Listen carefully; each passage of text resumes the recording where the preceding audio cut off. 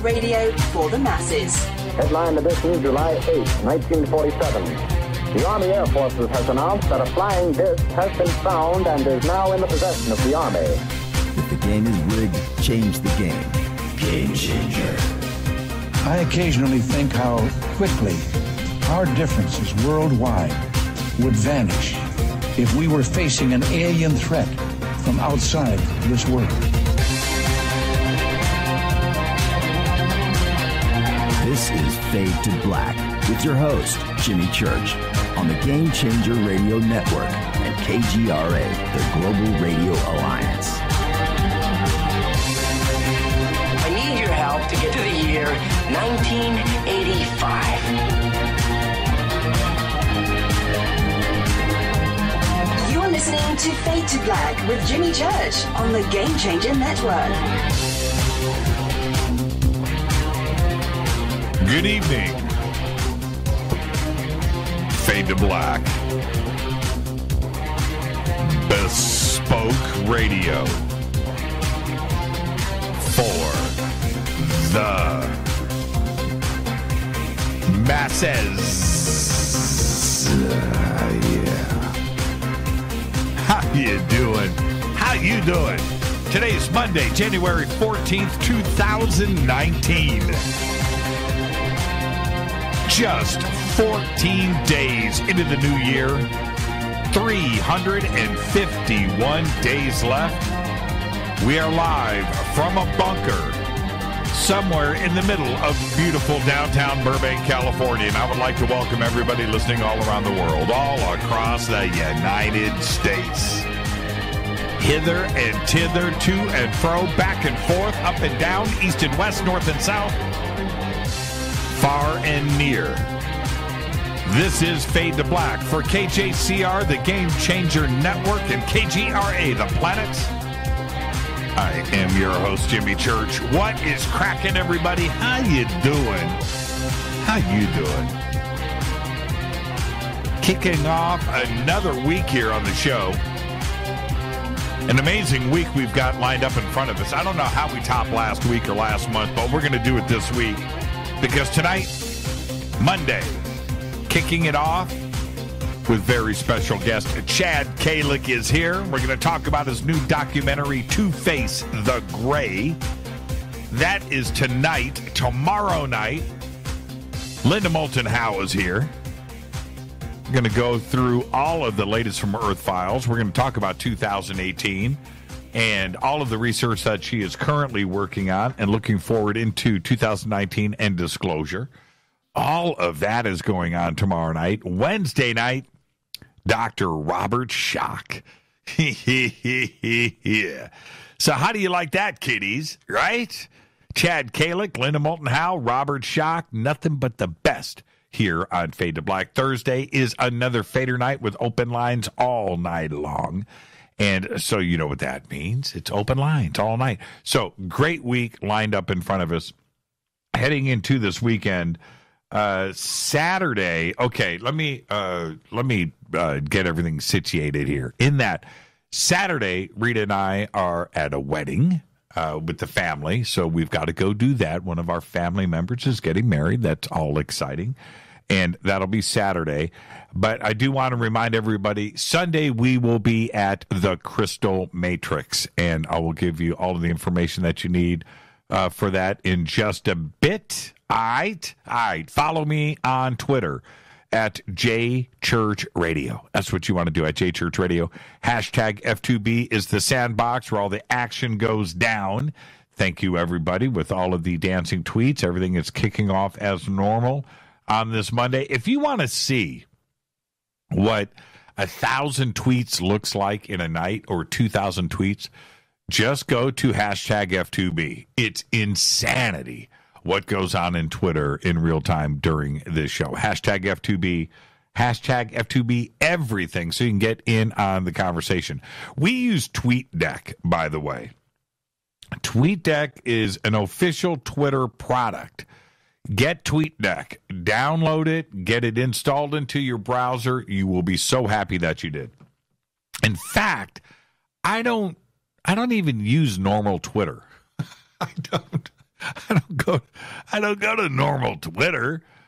I just don't do it. There's no reason for it. Once you have TweetDeck and you explore that, you'll never go back. You will never go back. And as a matter of fact, as I say these words, I guarantee you everybody's going to start screenshotting their custom TweetDeck page.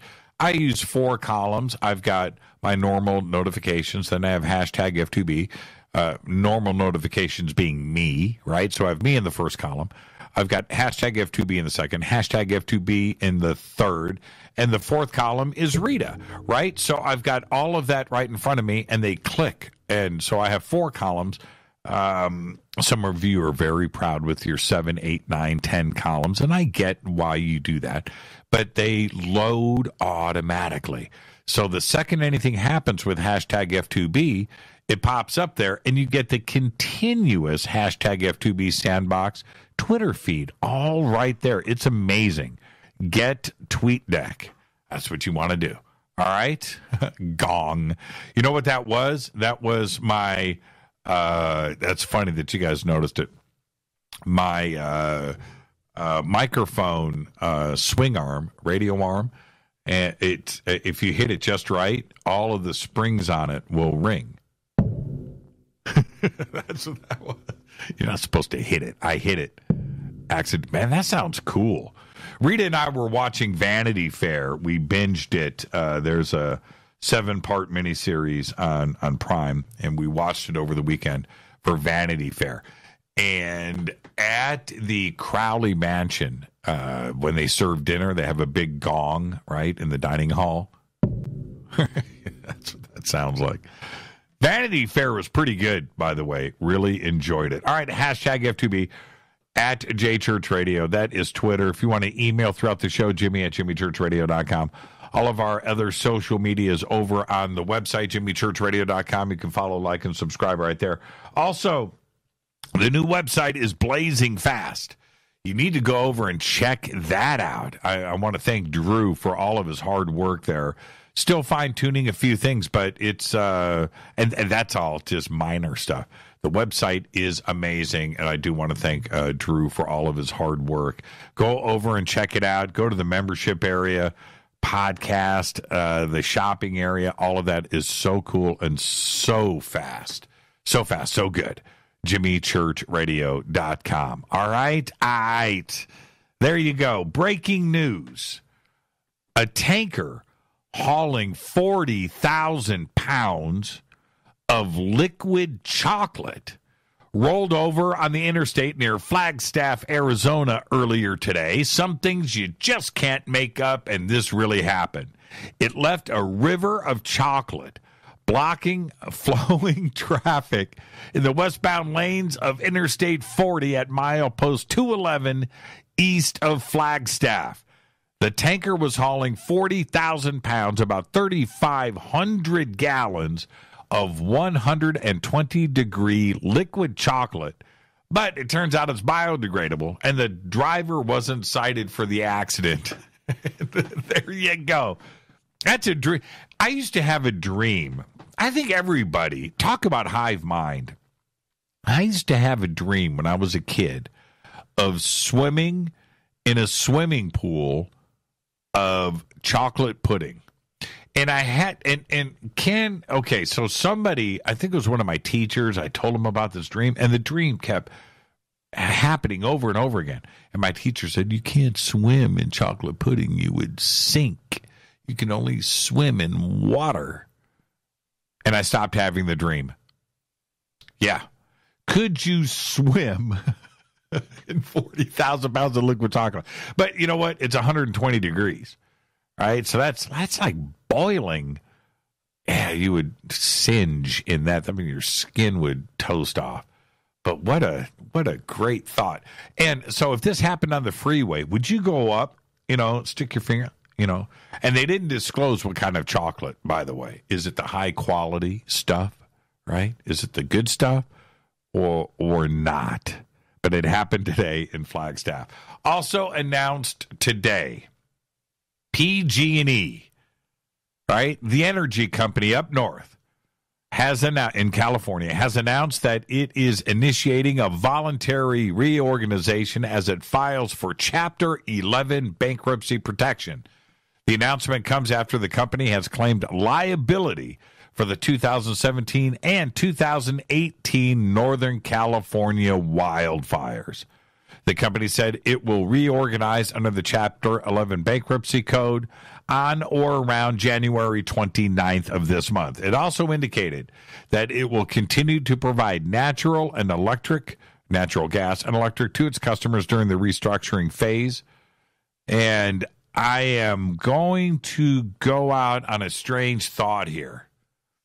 Because they have claimed liability, does this mean that they will not be paying out any lawsuits?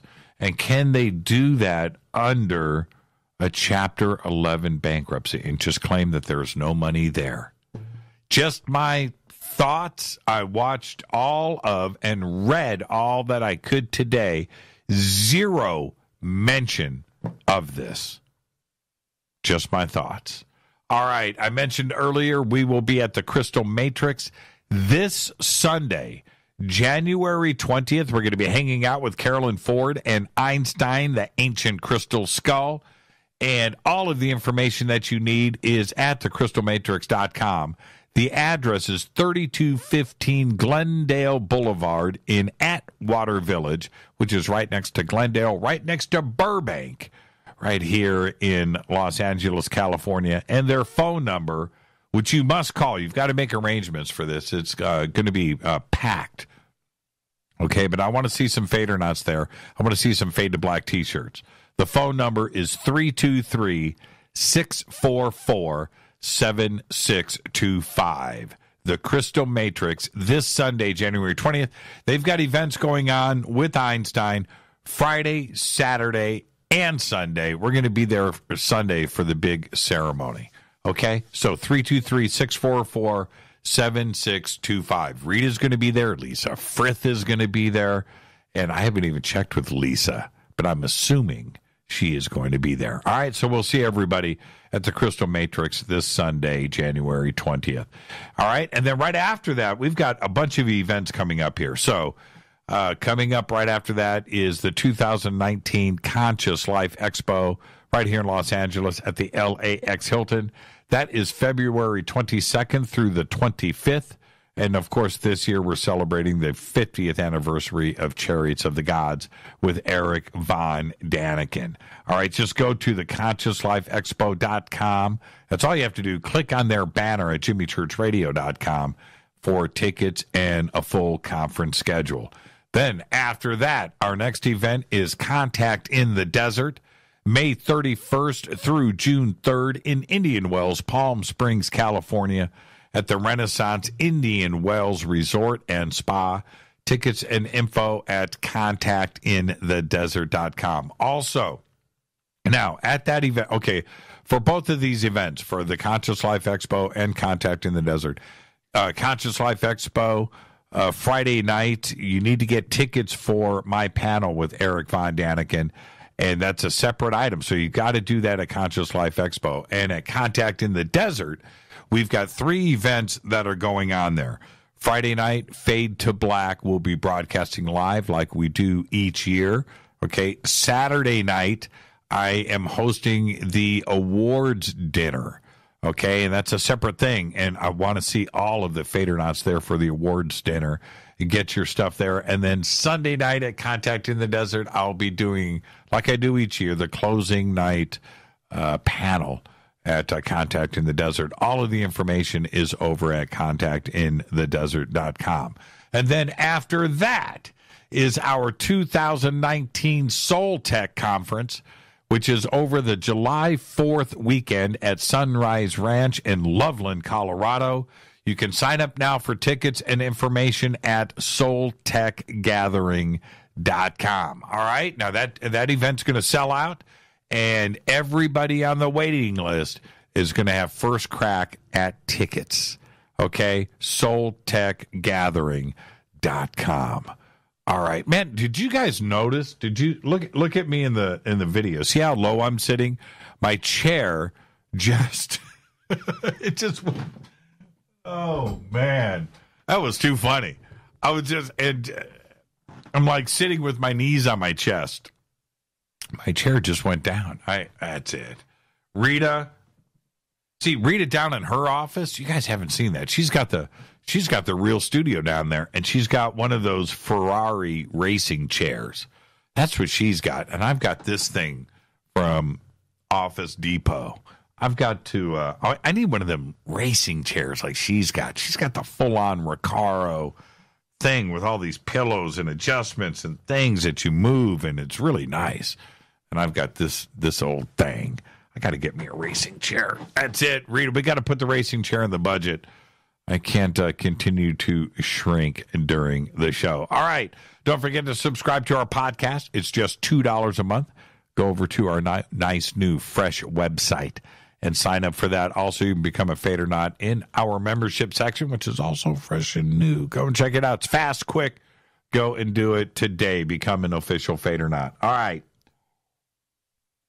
Let's get this show cracking. Happy birthday to today, the one and only Zach Wild. Today is 51 years old.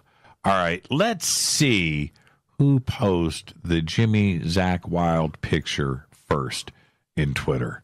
Let's see what happens. I'll give you a special mention. I'll give you a retweet.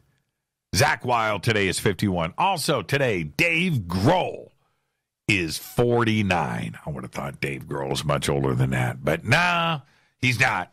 He's just 49 years young today. On this day in history, 1943.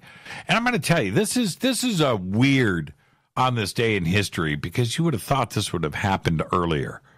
But it happened in 1943. Franklin Roosevelt becomes the first president to travel on official business by airplane. That's right, 1943. Crossing the Atlantic by air, Roosevelt flew in a Boeing 314 flying boat dubbed the Dixie Clipper to a World War II strategy meeting with Winston Churchill at Casablanca in North Africa on this day in 1943. Fate or fact?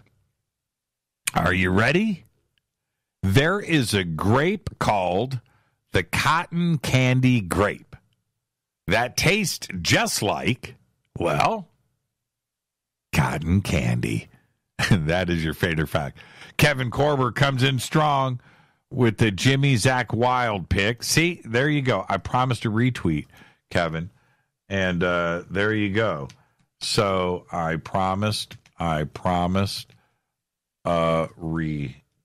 So there you go. See, I did it. And there you go. That was quick. That was good, Kevin. That was good. All right, where am I? You know, I've got to talk about Project Blue Book again, and I'm going to do this now. I got to get back to it because the series that is currently airing on History Channel, Project Blue Book, well, the next episode is tomorrow, Tuesday. All right, more on that in just a bit. And while today I was surfing around to find out what the skeptics are saying about Project Blue Book. And one of the sites that I go and visit from time to time is, I'm going to say it, Bad UFOs by Bob Schaefer. He uses Robert, but hey, right here and now I'm going to call him Bob. And I know what you're thinking. I know what you're thinking right now. You're going, Jimmy, what are you doing on his blog? Well, okay, look, I like to get all sides when it comes to an opinion. I do that. But one thing is for sure, if there are any issues with anything UFO related, old Bob is going to get to the bottom of it. He'll fact check you to death. That's a fact. All right? But normally Bob is spot on with the black and white. Right? Okay? And with Project Blue Book or anything else like this, there are so many out there who study history and will be very quick, to cross-check the information. And I knew that Project Blue Book would bring out the things that are, untrue, false, right? Or just outright BS. And so here you go. I'm just going here now. All right? Bad UFOs blog. It's called Bad UFO Skepticism, UFOs in the Universe. And underneath that, there's a byline. And I'm going to quote here from Robert Schaefer. So I'm going to give full credit here. Reflections on UFOs, Skepticism, and Practically Anything Else by Robert Schaefer, author of the book Bad UFOs, plus the Psychic Vibrations column in the Skeptical Inquirer. All right, so everybody back up for a second. Just calm down. Just calm down. Okay? This is what Bob Schaefer posted on Bad UFOs, and I'm quoting. Here is an off the top of my head list of falsehoods shown or implied in the Fuller dogfight, which was, of course, episode 1 of the Project Blue Book series. All right? Okay, so here we go. The Fuller dogfight. Now, this is what I have to say first here. The Fuller dogfight, they exchanged a few names. I don't even know why they did this, because Fuller is exchanged for Gorman. All right? The Gorman dogfight in Project Blue Book took place in 1948, and you need to understand that first off. Okay, so when we say the Fuller dogfight, it's actually the Gorman dogfight. Okay? Okay. So here we go. The first thing, Gorman shot at the object, which he did in the TV series, and that appears to be false. Okay?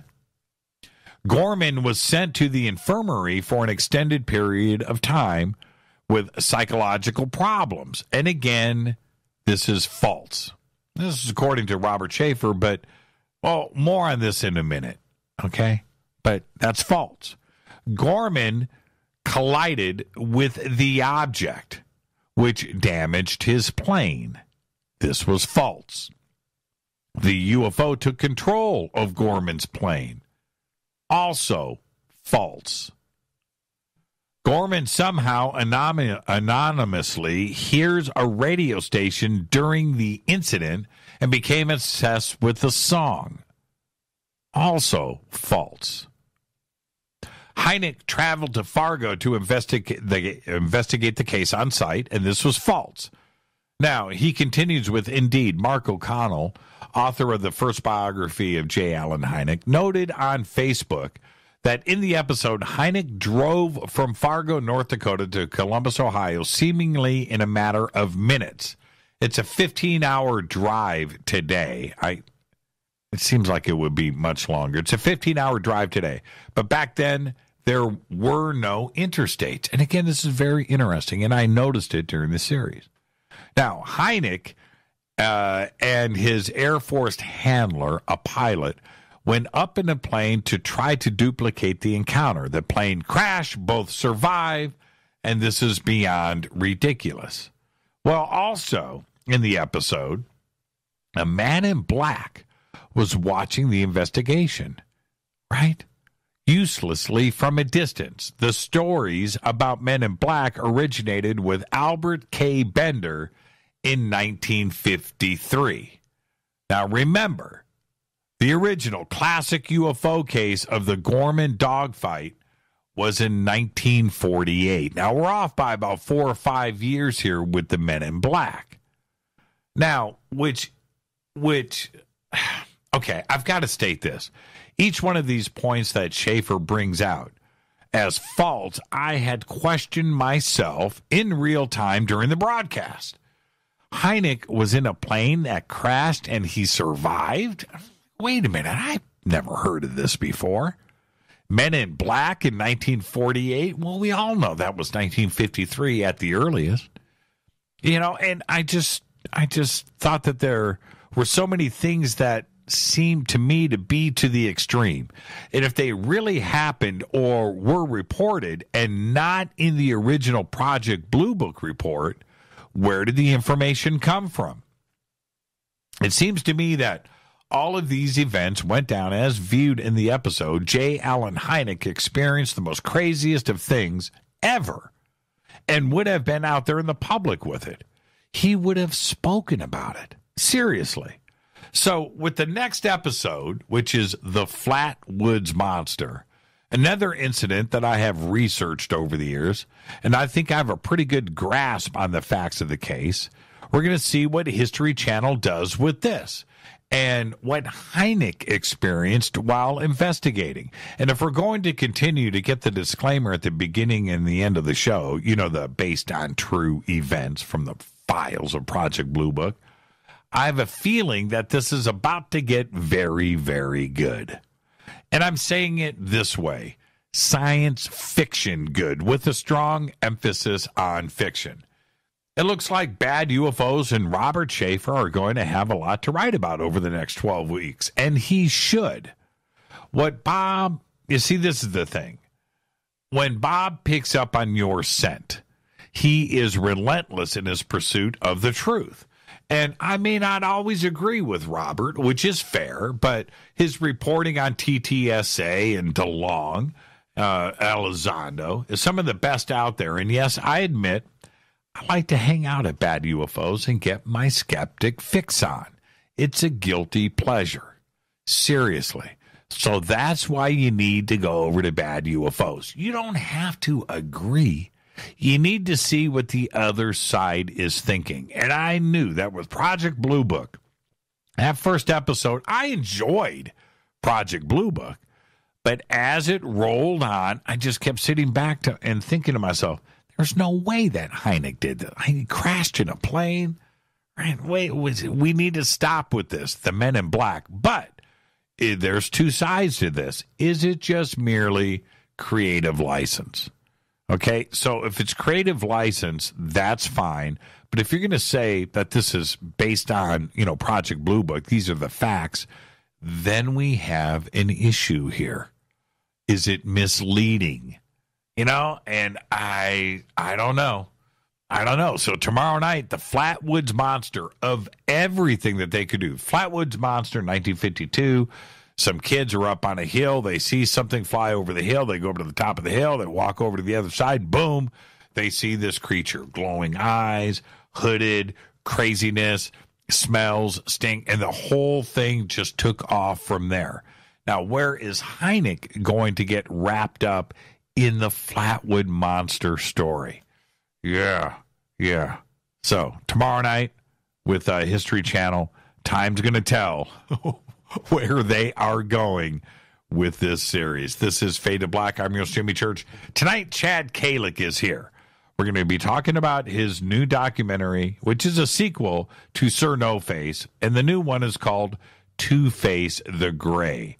Tomorrow night, Linda Moulton Howe is here, and then Wednesday night, it's Robert Schoch. We've got a great week lined up here on Fade to Black, and I'll be right back after this short break with tonight's guest, Chad Kalec. I'm your host, Jimmy Church. Follow me on Twitter at JChurchRadio. Simple enough.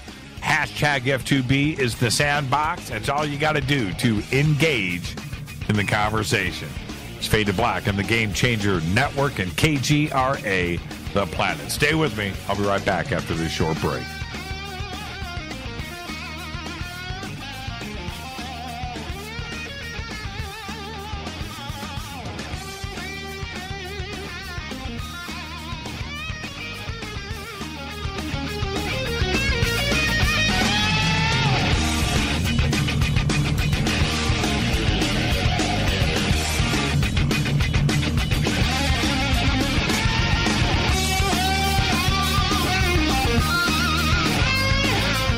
This is Nicole Church, daughter of you-know-who, and you're listening to Fade to Black on JimmyChurchRadio.com and the Game Changer Network.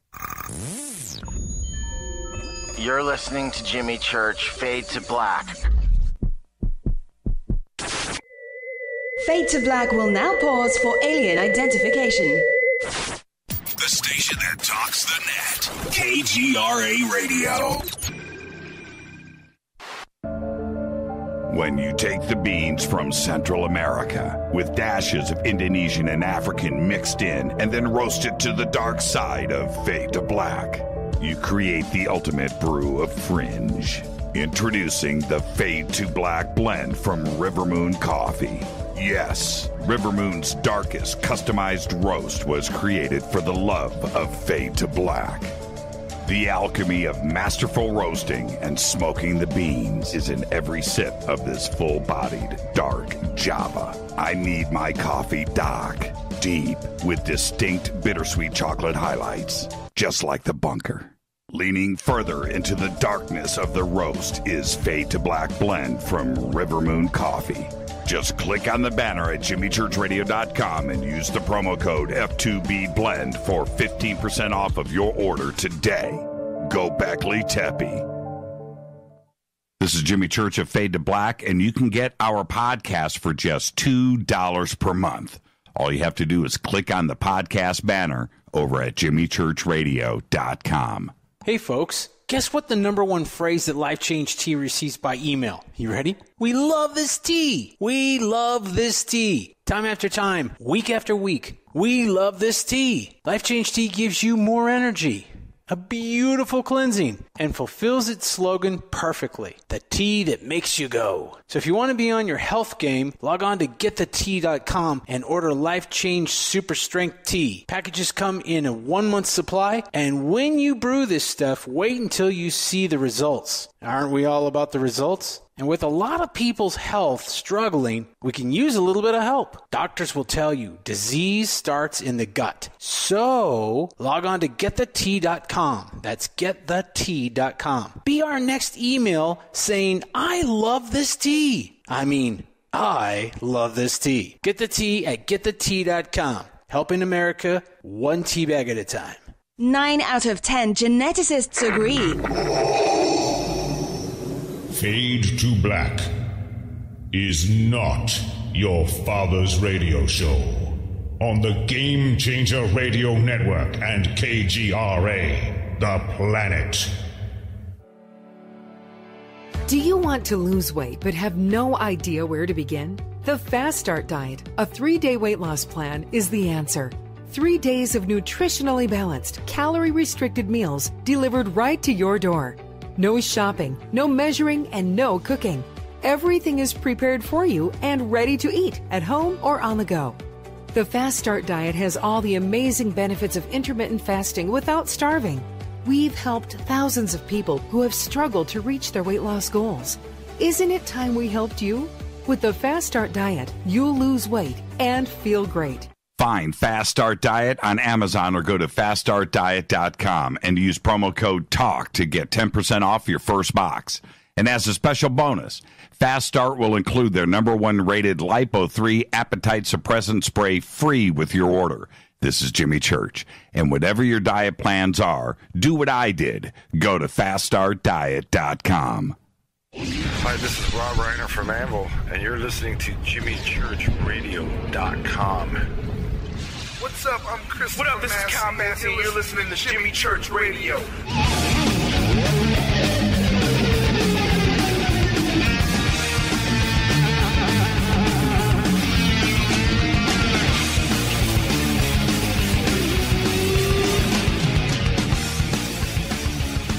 All right, welcome back. Fade to Black. I'm your host, Jimmy Church. Tonight, Chad Kalec is here. That's right. Chad is here. He's standing by. Tomorrow night, Linda Moulton Howe. Wednesday night, Dr. Robert M. Schock. What a great week we've got lined up here. Thank you to everybody that's hanging out. You can follow me on Twitter at JChurchRadio. You can follow Chad at AGHChad on Twitter. He's right there. Chad Kalec has spent over 25 years investigating the world's most haunted locations in search for answers to the bizarre, the mysterious, and the unexplained. And although he's known for capturing some of the most compelling evidence in the history of the paranormal field, he has also developed a reputation as a staunch debunker. That's right. He is the director and producer of the American Ghost Hunter documentary, which chronicled his family and their 20-year battle with the paranormal. And he's got 2 documentaries out. Right? Last year, he released the SIR NOFACE documentary, which had a clip of SIR NOFACE. But now he's got a sequel, and it is called Two-Face the Gray. All of the links for Two-Face the Gray are up at jimmychurchradio.com, and we're going to discuss what Two-Face may be and what it's like for Chad and his team to go from ghosts to the world of ufology. Chad, welcome back, man. How are you? I'm doing good, man. Thank you for having me on. I appreciate it. Well, let's go straight to the question, Chad. What's it like to go from the paranormal and ghosts to ufology, right? Well, you know, it's as the beginning of the documentary shows, Two-Face the Gray, it was something I was really resistant upon doing initially. Well, for a couple reasons. One, there were all kinds of weird things that were going on that pointed to the world of ufology as we were filming SIR NOFACE.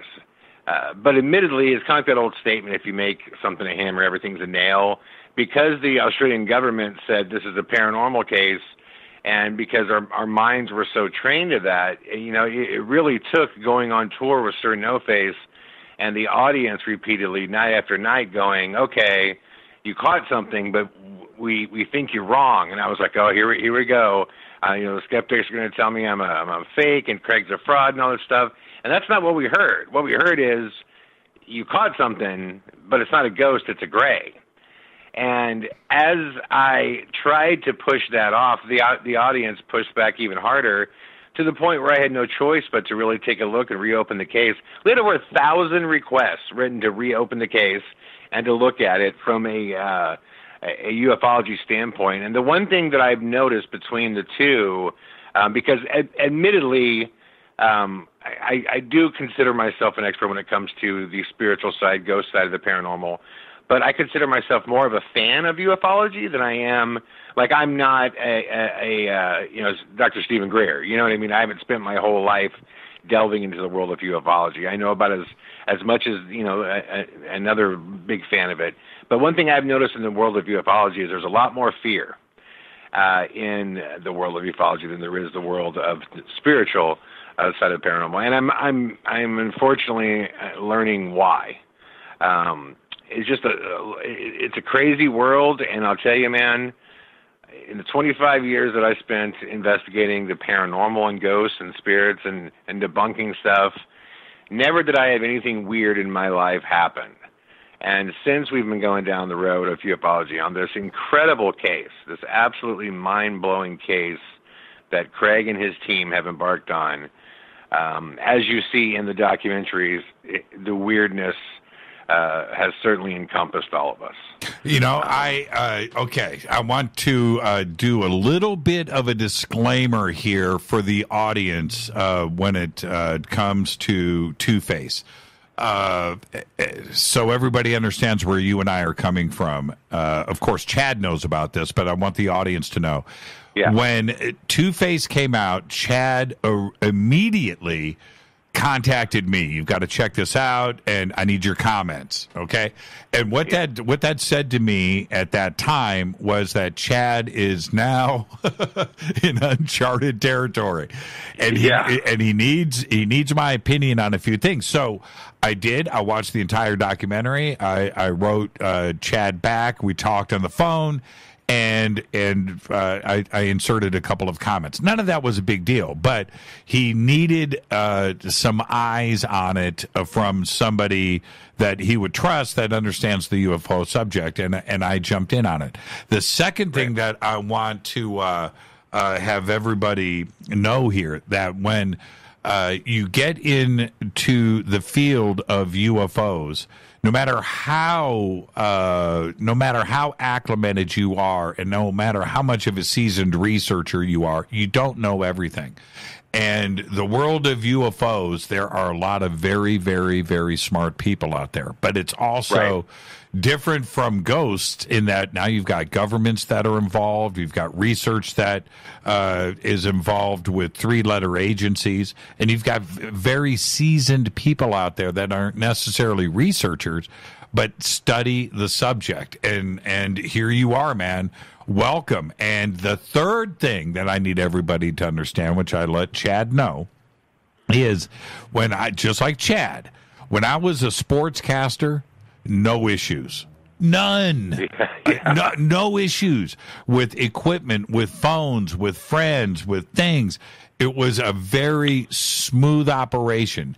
You get into UFOs and conspiracy, which involves the government. Suddenly, I've got technical issues. I've got phone issues. I've got email issues.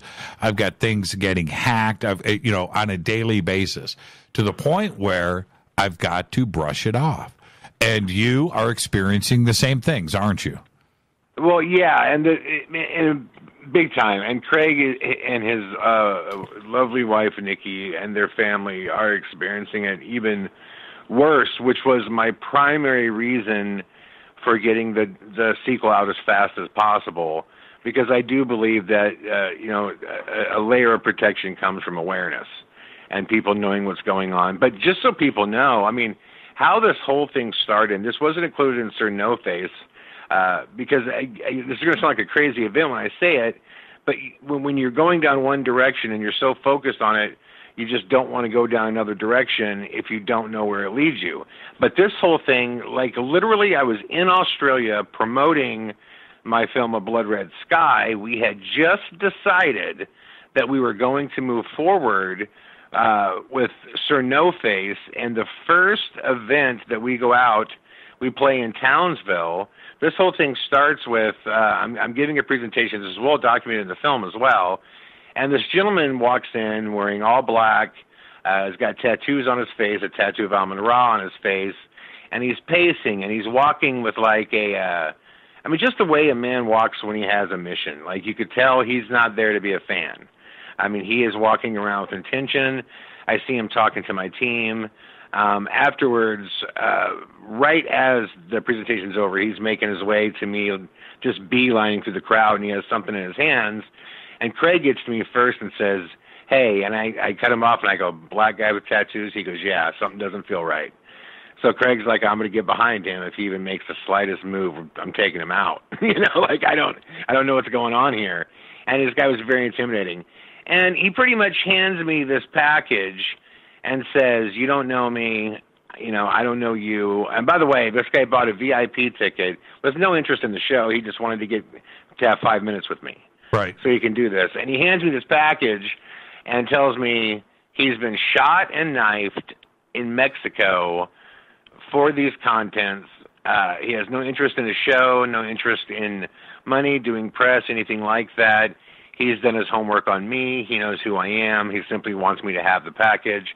And there's multiple witnesses of this. We have photos of him, all this stuff. And I open this package, and it is like the most mind-bending and disturbing stuff you've ever seen that is so in-depth.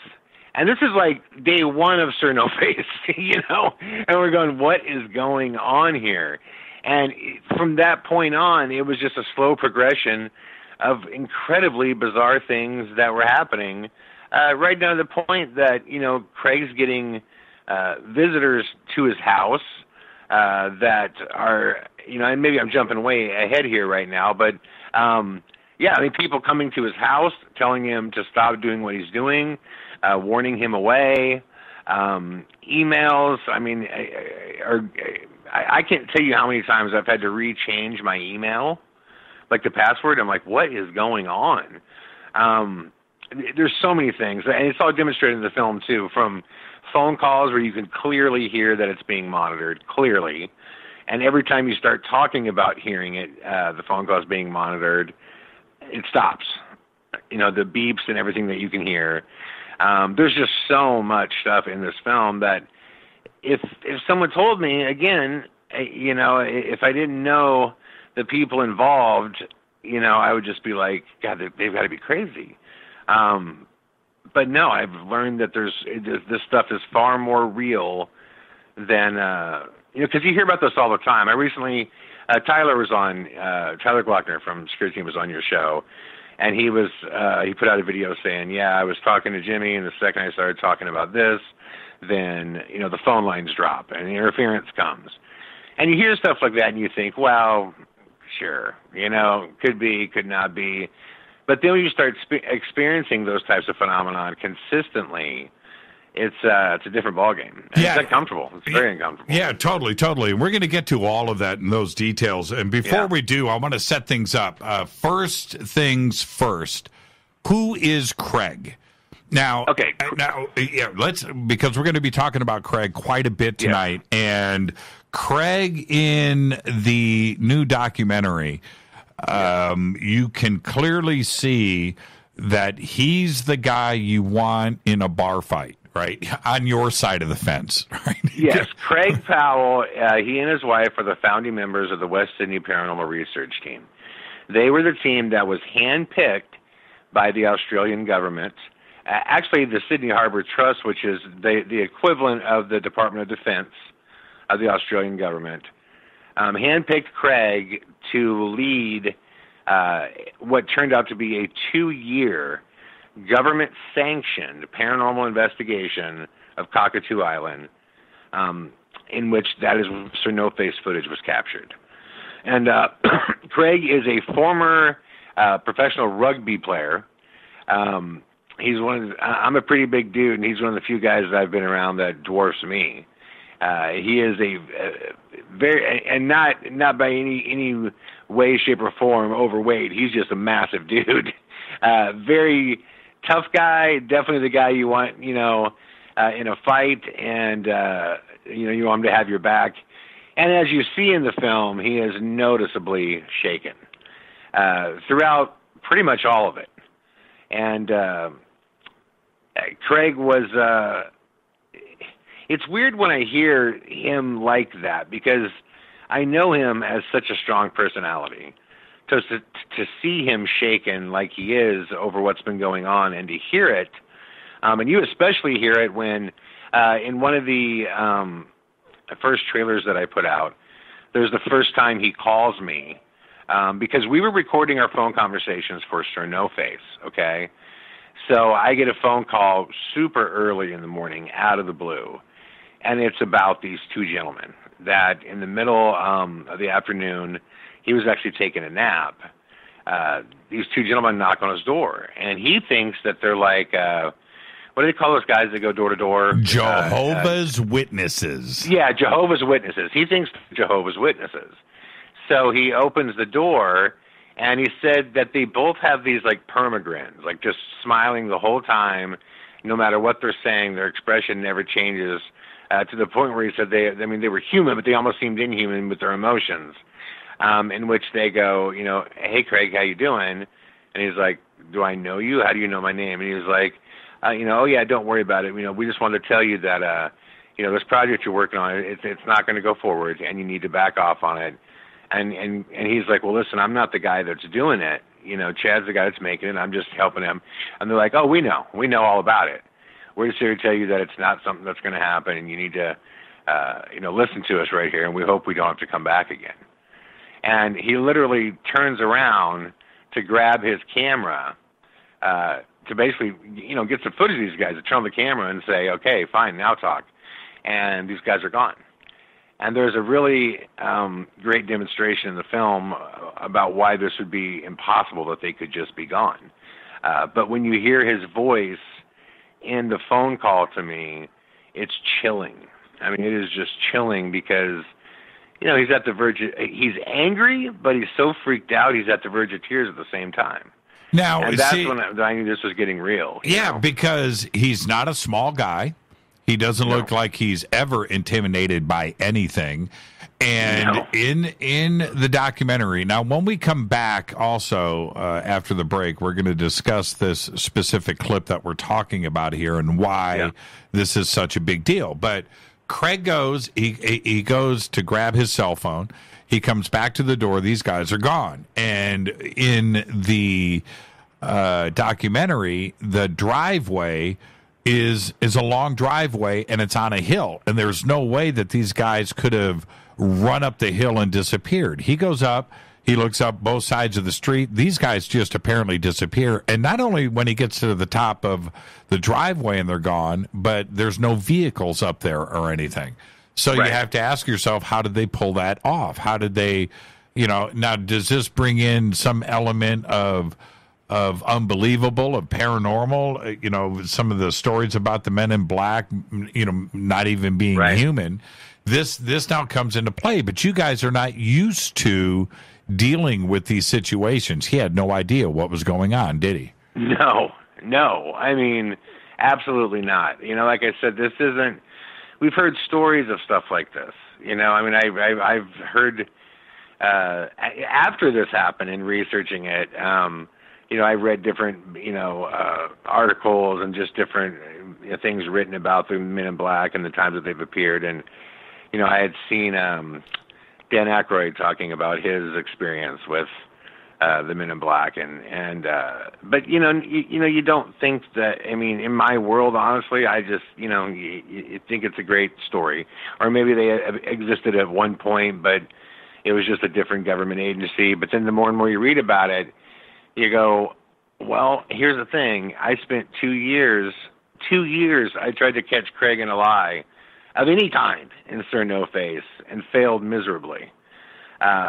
This is not something that he would like out there. I'm sure he didn't wake up and go, you know what, I would just love the world to know that 2 men visited my place and I was terrified. It's just not the type of thing he would want out there. So I'm certain he's telling the truth. And at the same time, on my end, things over here were getting so bizarre. And I don't know when the break's coming, but there's a story I want to tell you that connects to theirs, what was going on with them simultaneously. And that's what we kind of realized, is that we were simultaneously experiencing things. It's pretty crazy.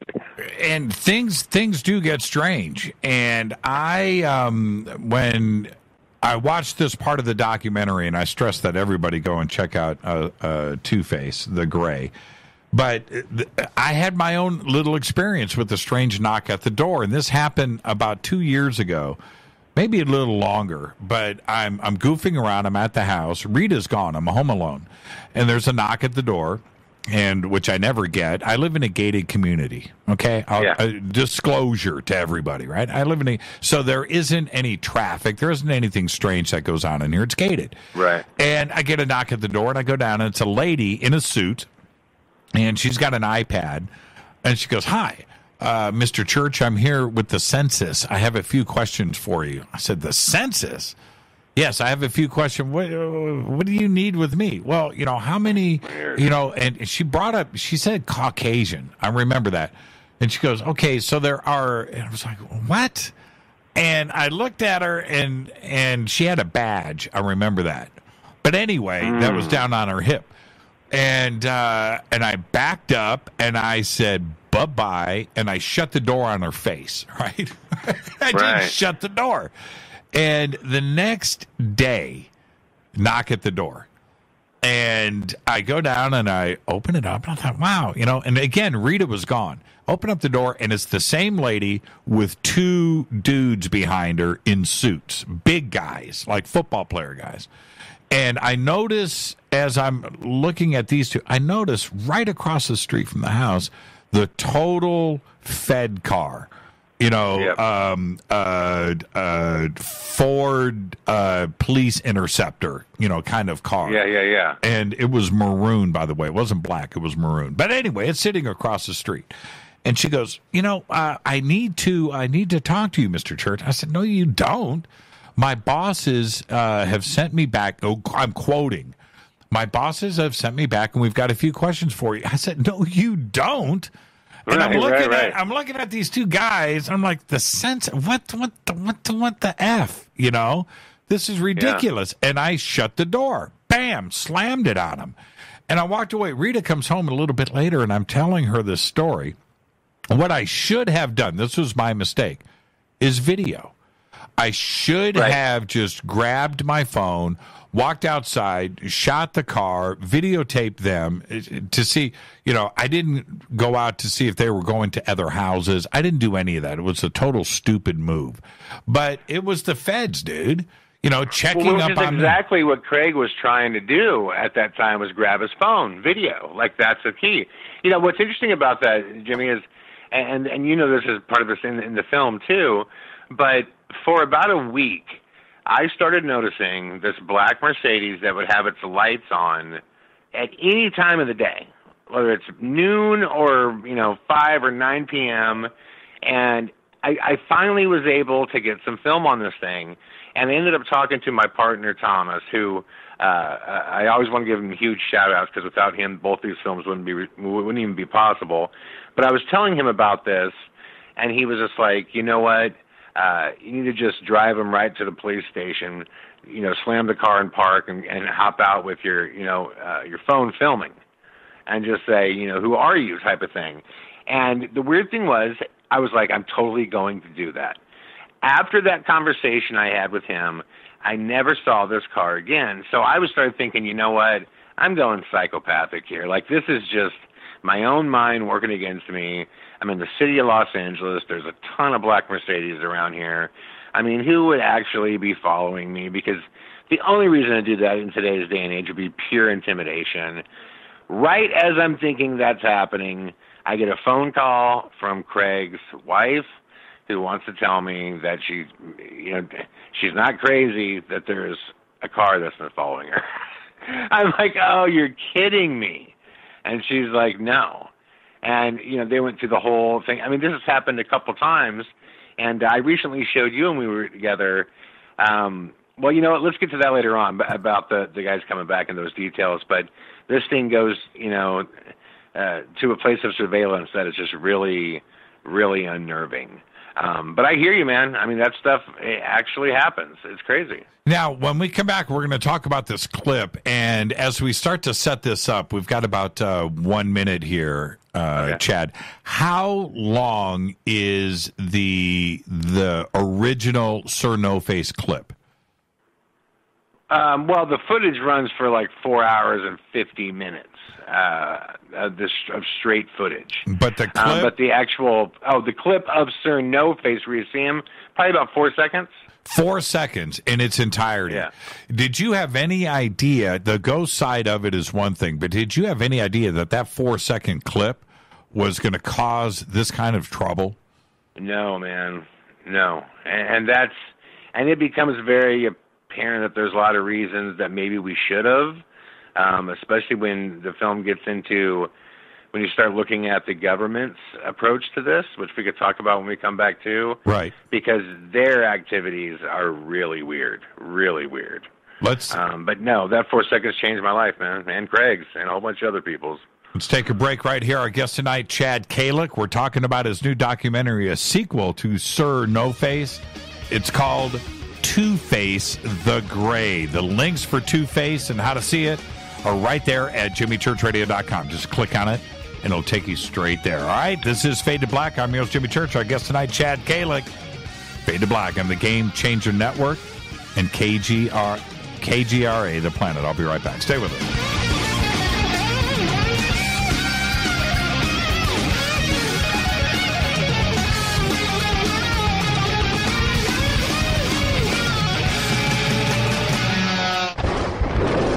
This is Fade to Black with Jimmy Church on the Game Changer Radio Network and KGRA, the Global Radio Alliance. This is KGRA Digital Broadcasting Station, Salt Lake City, Utah, Van Buren, Arkansas.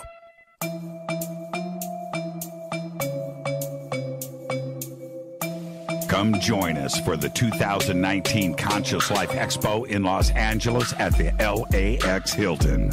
This year, we are celebrating the 50th anniversary of Chariots of the Gods with Eric Von Daniken, and I'll be hosting the panel with Eric, Linda Moulton Howe, Jason Martell, Billy Carson, and join George Norrie, Nassim Haramein, Robert Schock, Daniel Brinkley, Grant Cameron, Julia Mossbridge, and another 50 speakers who will be presenting at the 2019 Conscious Life Expo. Just go to ConsciousLifeExpo.com for tickets and a full conference schedule, or click on the CLE banner at JimmyChurchRadio.com. Go back, Lee Tappy. Folks, this is very important information. What's to be said about CBD? AncientLifeOil.com. Our CBD is made from hemp and has 0.003 THC, which means this wonderful product won't get you high, no matter what amount you take. What does CBD do for the body? My hands are tied. But you can Google CBD benefits and be astounded. When you're finished reading, you'll want to log on to ancientlifeoil.com. That's ancientlifeoil.com and purchase. Life is good when you feel good. People are tired of pain. People are asking for non-GMO organic products to help them with you fill in the blank. Legal in 49 states, and again, our CBD is made from hemp. Ancient Life Oil is about helping people one by one by one. If you wonder how good the product is, the CEO takes it every day without miss. AncientLifeOil.com. That's AncientLifeOil.com. Have a great day. Hello, I'm Katie, and you're listening to my main man, Jimmy Church, on JimmyChurchRadio.com. Hi, this is Ray Hobbs here, repping the planet, and you're listening to my good friend, Jimmy Church, Fade to Black, on the Game Changer Network and the KGRA digital broadcast station. This is Toby Kebbell. You're listening to JimmyChurchRadio.com. Don't hurt me, Jimmy. I'm only little. Hey, I'm Adrian Grenier. And this is Ari Gold. We're the Honey Brothers. Yes. We are of the Honey Brothers. Hey, I'm Adrian Grenier. And I'm Ari Gold. We're the Honey Brothers. And you're listening to Jimmy Church. The Revolution. Reclaim your active lifestyle with Angioprim. Angioprim is the original liquid oral chelation supplement. Chelation helps remove toxins, heavy metals, and cholesterol in your veins and arteries that can cause blockages. Scientific research proves the active ingredient in Angioprim has superior oral chelation action that helps promote cardiovascular health. Find out more. Go to angioprim.com. Talk to a trained consultant by calling Angioprim toll-free 877-882-7221. This is Jimmy Church of Fade to Black, and you can become an official Fadernaut by just going to our membership section at jimmychurchradio.com. Hey, it's Grace. Can we talk about something serious for a minute? Your age. Getting old has its perks. But remember, being a few years younger, you know, your hair was thicker, you didn't have so many wrinkles, that extra weight wasn't haunting you, and you just felt better. Well, we can't turn back the clocks and go back 10 or 15 years, but you can start feeling and looking 10 or 15 years younger with Nature's Youth RSF. It's a doctor-formulated daily supplement that helps your body maintain its peak performance and fight the aging process. Imagine sleeping better, looking better, and feeling better. See how Nature's Youth RSF has helped thousands of people just like you at nature'syouth.com. nature'syouth.com. Imagine how it will feel when your family and friends are asking you what you did to look so good. Your secret will be Nature's Youth RSF. It's time to start looking better and feeling better. Learn more and order your Nature's Youth RSF at nature'syouth.com. That's nature'syouth.com. That's nature'syouth.com. Hello, this is Serena Wright Taylor from Conscious Life Expo, and you're listening to Fade to Black with Jimmy Church, who holds the Lucky Pony record for the best astrological chart since 1963. True story. This is Micah Hanks of the Gralien Report, and you're listening to Jimmy Church on Fade to Black, across the globe on the Game Changer Radio Network and the one and only KGRA Radio, The Planet.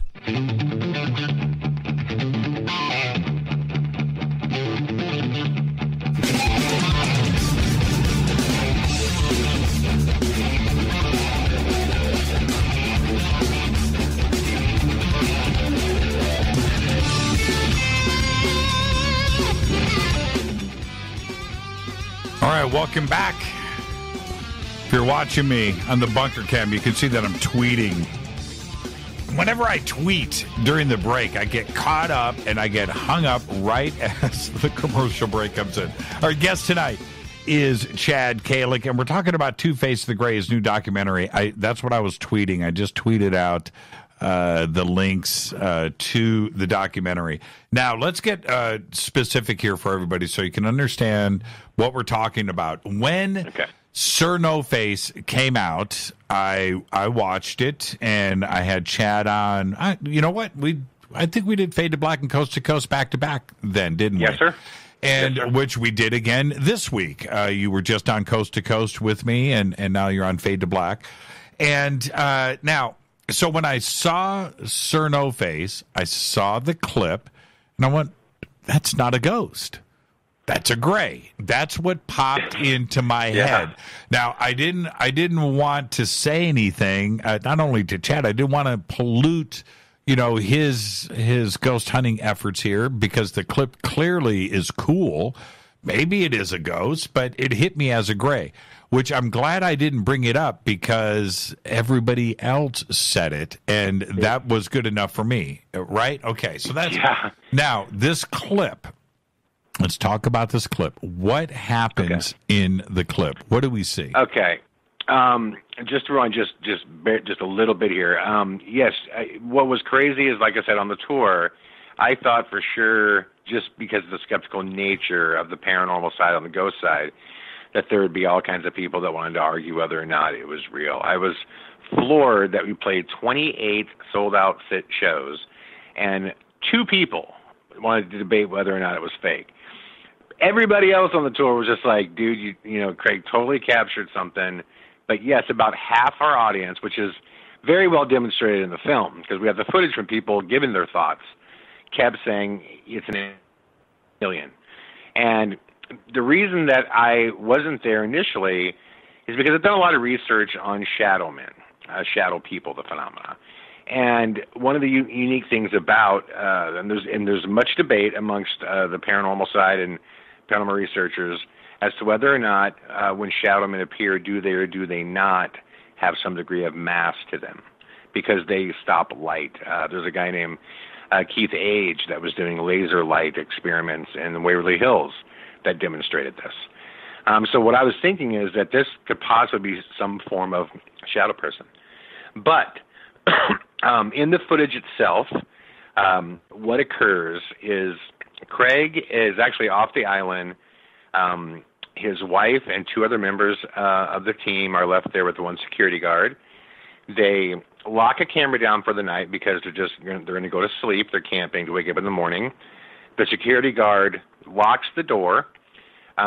We have the ledgers to know who was on the island. At 7 p.m., everybody has to leave the island, but because they were given permission by the government, they can stay there. We know the door is locked. Where the camera is setting up, and from where this entity, whatever it is, appears, the only way to even get to this place, you would have to walk in front of the camera to get there. There's no entrance to this location anywhere else. No one obviously ever walks in front of the camera. There's a long hallway, and 2 French doors are opened, and out of the wall, this entity steps forward, looks directly down into the camera, plain as day. I mean, it's like you don't got to look hard for it. It's right there. And kind of jumps back a little bit. And when that doesn't jump back, kind of jerks back a little bit, but there's a fluidity to the way that this thing moves that the physics are just off. It's clearly not human, and it disappears into the wall behind it. Now, there's a lot of interesting things here. The recreation footage and the original footage, right away Craig tried to recreate it with his team member. The first thing we noticed is this building they're in, known as the officers' quarters, is literally falling apart. You can't walk anywhere without, because it's these old wooden creaky floors, you can't so much as stand without making noise. I mean, just anywhere you walk and lean, there's loud cracks and bends and all this stuff. And that entire 4 hours and 8 minutes of the camera films, including when No Face appears and disappears, there is not a sound. There is not a single sound. So if someone was thinking that either someone was in the building at that time for 4 hours and 58 minutes, they'd have to do it somehow without making a sound, which would be impossible to do. But the real kicker is once we were able to line up Craig's recreation footage and the actual footage, once we lined up the perspectives, because when he did the recreation footage, he was kind of doing it by eye, I think the camera was close to here, I'm close to here. Once we were able to pull into the final cut and do the perspective, what we realized is SIR NOFACE is about 3.5 feet tall. Which was a big aha moment in SIR NOFACE, is when you realize that, whoa, this thing is tiny. And compared to Craig, who obviously is over 6 feet tall, when Craig did the recreation, first of all, he was loud as hell. Secondly, he couldn't even get behind the open French door because the wall's there. He couldn't hide fully behind it. Couldn't even get his body behind it. And obviously, you know, the most obvious thing is in the recreation footage, you could just see it's Craig. It just looks like a dude. Right. This is him, you know. So this thing being as small as it is, it would have to be a child. So then it begs the question, so who's going to lock their child in some house and sneak him in for 4.5 hours and what, just lock him in there? They don't got to go to the bathroom. They don't make noise. They don't do anything. So it became very obvious that the only way that this could have been possible is through CGI. Okay. Having said that, from my work in the film business, and I worked on a project for about 18 months directly with Steven Spielberg. I got to know a lot of his guys, a lot of his animators. It just so happens that one of the top animators in Hollywood, the guy who actually brought Transformers to life, his name was Danny. He did all the CGI for Iron Man, the Avengers, Real Steel, Benjamin Button, you name it, he's the guy.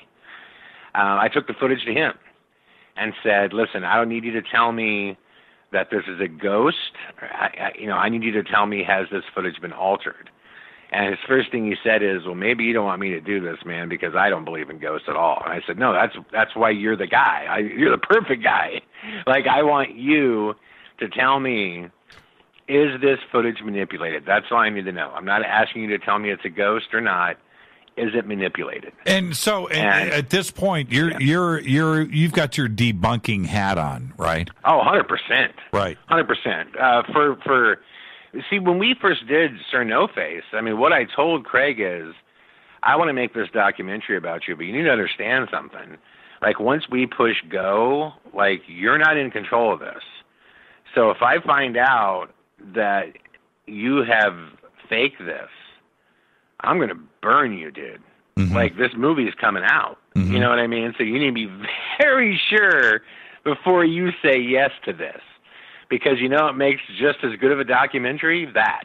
Right. Catching a guy. No you kidding. know what I mean? No, I'm and in some ways, even better. Yep. You know, and Craig was, from the jump, was like, I'm an open book, man. Like, let's do it. It's authentic. And he did not know in the beginning that I had these type of connections. He did not know that I was going to take the footage to Danny. And so I did. I took the footage to Danny Patterson, and I, literally just said, you just come back and tell me what you think, man. There's no wrong answer, dude. You tell me what you think. And Danny right away, two things that he said. First off, he said, you should be able to tell if something, is manipulated. I should be able to tell on a pixel-by-pixel level. They can get in there and see. And he's like, there are no dead giveaways here at all, that this is faked. And the one thing that he spoke to me in private about, too, which I totally agreed with, is part of their job as animators is to understand the physics of the human body. So, like, when Robert Downey Jr. is running and jumps off into a cliff and the Iron Man suit starts hitting him and coming to life, he's got to know the physics of the human body and what would it look like when he's running and he has to switch from real time to animation, right? He's got to know the way the human body works. And, he had stated to me as well, too. He's like, there's something about it, the physics are off. Like, this thing's moving free of gravity or something. He was like, it's just off. And I totally agreed with him. But his determination in the end is that there was absolutely no sign whatsoever that it was CGI. So we had gotten to the point that I was certain that we captured something. And because, we were on a paranormal case and we were told by the Australian government that this was, ghost stuff, like, that's the stuff that we were focusing on. But there were, as you see in the film, and as you know, that you've seen it now, there were some definite things that we should have spent more time noticing in the first run through the investigation. And one of the biggest ones that is a dead giveaway to a lot of, or at least that is included in a lot of contactee cases, is the loss of time. Yeah, no, I was going to go there right now. And what is interesting for me, we're going to go into the missing time part of this. It's very interesting, is that if you had known from the beginning that this was an alien ET situation with the Australian government and not ghosts, would that have changed your methodology, how you guys were approaching this? Or is it 100%? Okay, because it's not the same investigation anymore, is it? Well, it's a totally different approach. First off, I would have suspected the government more right away, just because the history of ufology and government involvement. Right. And when we looked through that lens, a lot of things became weird. First off, the government approaches them right away. None of this appeared in the first case, the stuff we're talking about now, or SIR NOFACE. But the first thing they did is offered them a ton of money to, come out to the island. They said, listen, you and as many team members as you want, we'll pay you an hourly rate to come out. You determine your own schedule. Oh, and beyond that, we're also going to buy whatever equipment you want. Just invoice us. And you can be out there as long as you want.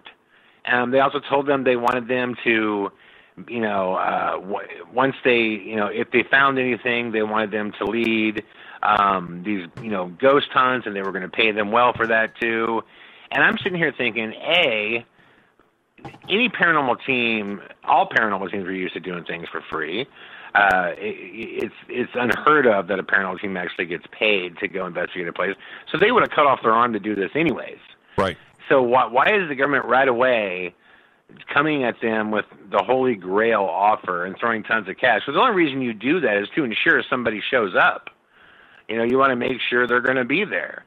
And Craig and his team, they were shown, not only were they showing the government footage of what they were capturing from the SIR NOFACE footage, they were physically taking them to experience what was known as SIR's light. And for those of you that don't know what this is, SIR NOFACE in the officers' quarters, on call, could light up a room like a lightning bolt went off, to the point where the light was so bright and it was emanating from so many places that no shadows were cast. It would just poof, it would just go off. And they were taking the government down to observe this, in which members of the government were freaking out, but they just kept them going. So why 2 years? Why would you keep them going 2 years? And what's really interesting is when it came to an end. They kept them going for 2 years doing this. And then finally, I call Craig and say, I want to do an event there. Or I'm looking for a place to do an event. He says, well, listen, we have full access to this place, so I can just talk to the government and let them know that, you want to do events, we can do one. So we do one, and it becomes known later that I'm a documentary filmmaker who comes to the island, ends up seeing Craig's footage, has all kinds of people there to see Craig's footage, which the government initially did not know that he was going to share.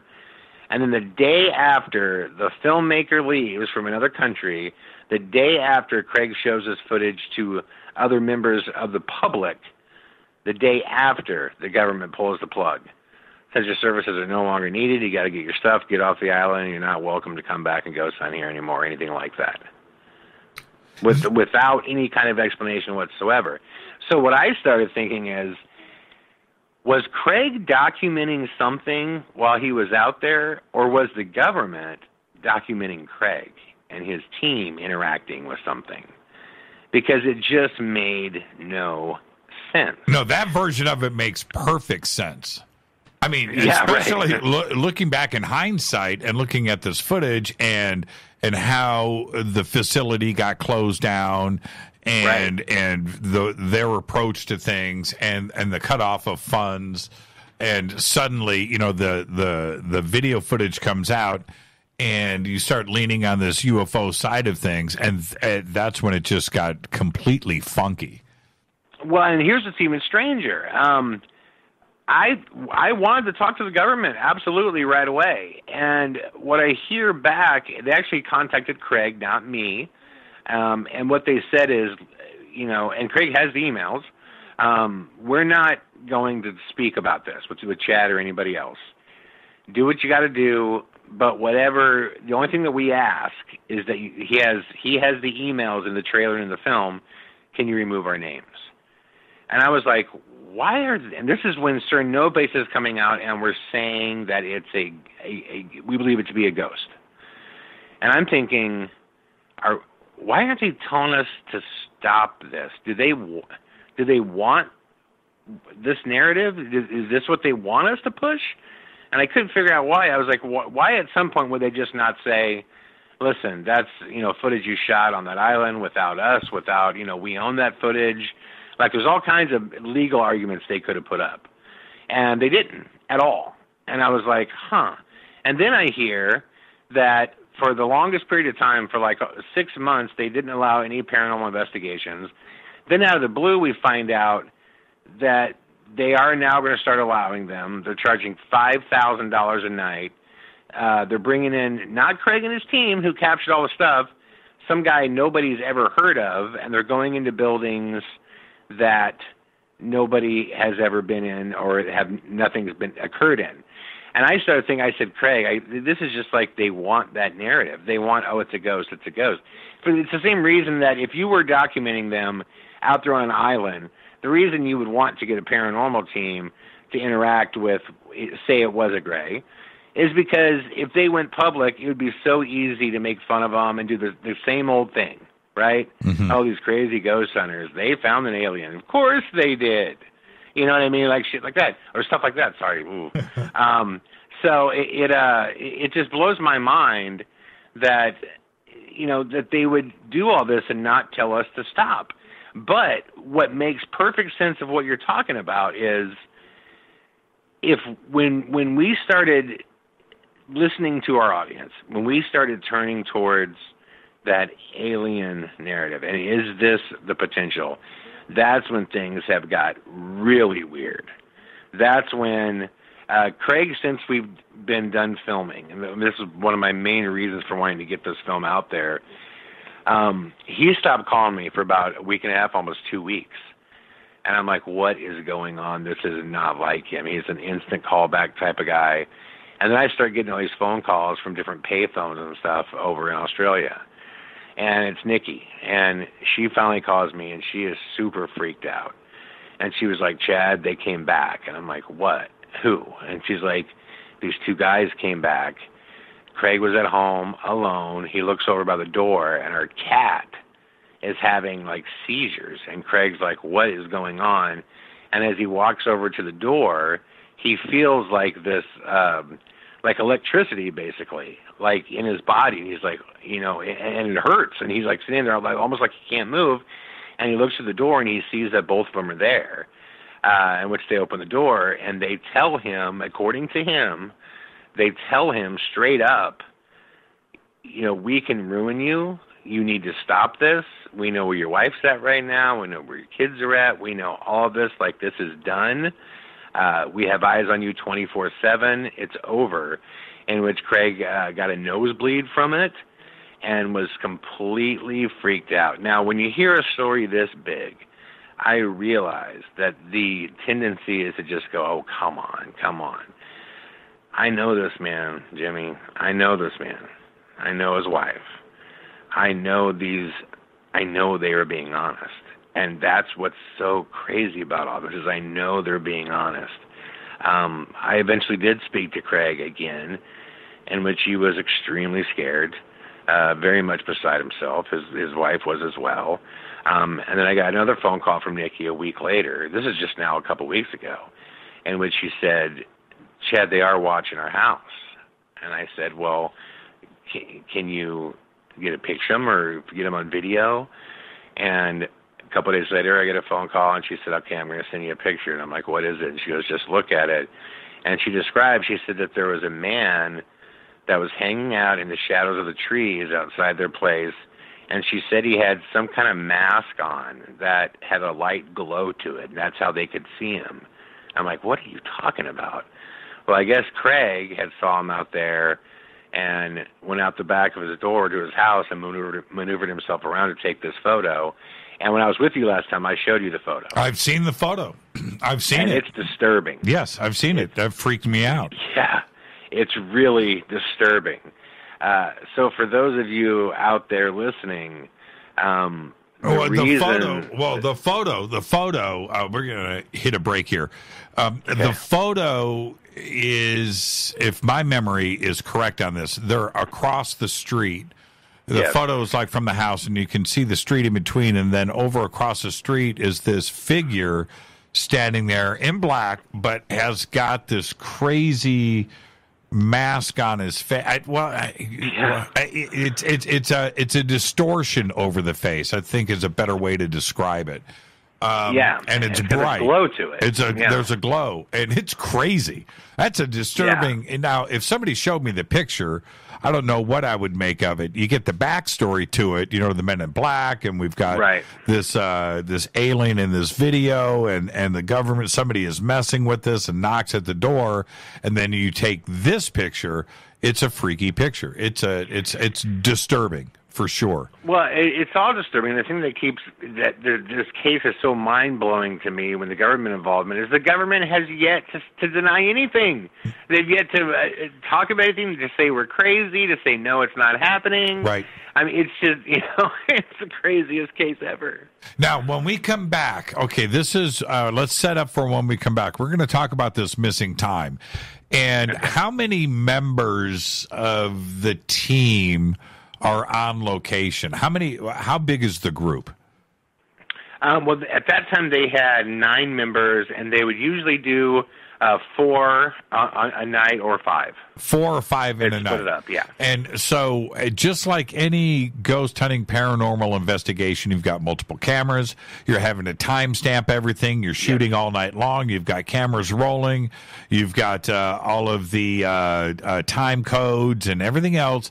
So everybody's always documenting their location, so you know where you're at, and you have to explain and debunk things that happen in shots. We were there, we were in the hallway, so it could be our shadow, because everything is logged. Correct? Correct. Well, especially with these guys, they were dead on with this stuff. Dead on. And this is where the missing time comes in. And when we come back after this break, we're going to get to that. And in the Two-Face the Gray footage, this is here. And you need to go in and watch this. And it's not so much, we're going to talk about this after the break, it's not so much the missing time part, because that's obvious. It's the reactions from everybody and how it goes down. So let's take a break right here. Our guest tonight, Chad Kalec. We're talking about Two-Face the Gray, his new documentary. The links for it are over at jimmychurchradio.com. We also have them up in Twitter. I'm your host, Jimmy Church. We'll be right back after this short break. Stay with us.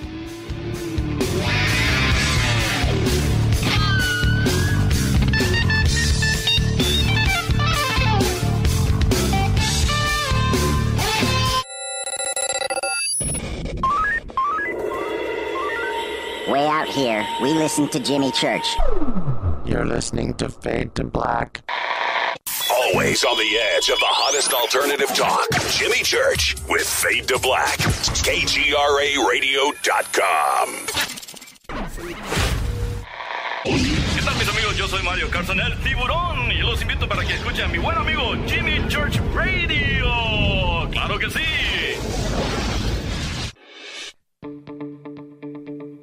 Hurricanes, earthquakes, wildfires. This year we've experienced more than our fair share. This is Jimmy Church of Fade to Black, and last month I decided to make sure my family does not have to worry about food should we get caught in a real emergency situation. Introducing Numana, a healthy, storable product that tastes so good that you'll want to eat it every day instead of just during those times of duress. All Numana products have a 25-year shelf life, are MSG and GMO-free, no preservatives, and are made in America. With the Numana pack in your home, you'll be able to sleep at night knowing that you've protected your family. Not only have I tasted and tested, I own it. Now you can too.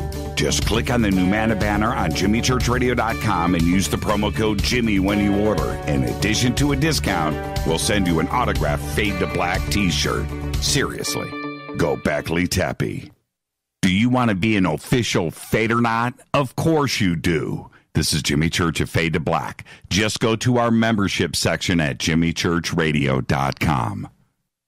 So, you love talk radio? Then you'll love TalkStreamLive.com. TalkStream Live is always on, 24/7, with the best streaming talk shows. Find your favorite talkers and discover some new ones. It's free, readily available online or on mobile with any smartphone or tablet. Finding your favorite talk shows all in one place has gotten a whole lot easier. Just go to TalkStreamLive.com. Be sure to download the free apps from Google Play or the iTunes App Store. You listen to us, and we listen to you. And so does the CIA. KGRAradio.com. If you have hard water, the lime scale not only leaves white spots, it clogs pipes and breaks down appliances, costing you hundreds of dollars in energy and wear. Eliminate lime scale and other water issues like brown staining and bad odors with HydroCare water products, available from Wave Home Solutions. Wave's affordable water systems don't use salts or chemicals. You'll love the way your water tastes, smells, and looks. Satisfaction guaranteed. For more information, go to bestwater123.com. That's bestwater123.com. Are you intrigued by paranormal talk radio? You'll love the new paranormal radio app from TalkStream Live. You'll find a great selection of talk shows covering UFOs, ghosts, strange phenomena, and much more. Download the paranormal radio app now and start listening to the very best in paranormal talk entertainment, including the network you're listening to right now, the paranormal radio app, free in Google Play and the iOS App Store. You are listening to Fade to Black with Jimmy Church on the Game Changer Network. Oi, oi, I'm Reese Evans. You're listening to Jimmy Church. This is Revolution. The revolution will not be televised. The revolution is on radio. Ciao.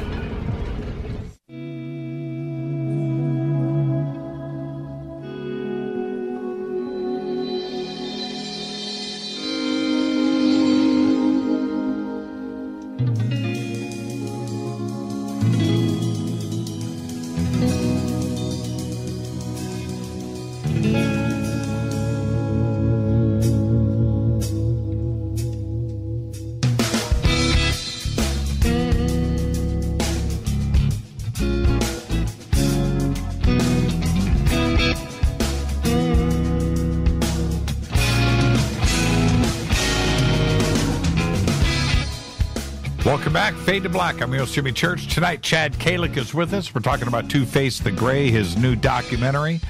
Tomorrow night, Linda Moulton Howe is here. And Wednesday night, Robert Schock. Thursday night's Fader night. Open lines all night long. Back to Chad. And now let's get to this missing time element, which is pretty amazing how it goes down in the documentary. You present all of the footage there. Let's start from the beginning. We'll get to the reactions of everybody in a second. But as they start marching up the stairs is where, as they are continuing this investigation, that's where it starts. Tell us about that. Yeah. Well, what's really cool about it is part of the reason why I wanted to document these guys is because after watching the footage, they're so like professional about what they do.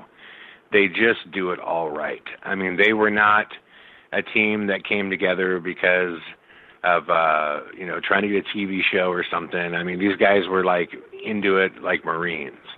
And so right away what you see is Richie, a member of the team, he's setting up the different, RIM pods and different, the wave recorders, and they're doing their baseline walk around to basically figure out what are the natural sounds of the building. And he's, basically explaining to Nikki, why and where he has set things up. And a couple of the RIM pods start, which are like field meters, field detector meters, and they start kind of malfunctioning, and he's explaining that it was weird and why. And, you know, before the whole thing even starts, they say, okay, well, this is, here we are, you know, this is the date, this is the time. They all log it right there. There's a third person with them. They all log the time. And you can follow right along with them. I mean, they're walking through it all. They get to the top of the stairs. I mean, they've probably, you know, maybe only been at it for, I think she says at the end it's been 9 minutes. And so they all three log their time in the beginning, and they get to the bottom of the stairs, and they're moving to a different floor. And Nikki basically says, well, hey, guys, let's go ahead and log our time again because we're moving to another floor. And, you know, it's about as authentic as anything that you'll ever see. You know, she stops, and she was like, wait a minute. It's like, that can't be right, can it? And, you know, they're walking down the stairs, and Richie's kind of like standing there, and she goes, hey. And she stops him, and she's like, what time do you guys have? And he's like, why? And she was like, you know, I basically have that it's been over an hour that we've been here. Yeah, she said, I think, I could be wrong, but she's like, it's 12:05. And I think is what she says. It doesn't matter. But like, it's 12:05. No, it's not. It can't be. We've been on these stairs for an hour. Yeah. And you're watching. And they checked they both independently checked their watches as well. And she's like, and Richie says back, huh, yeah, I guess it is. It's now this time.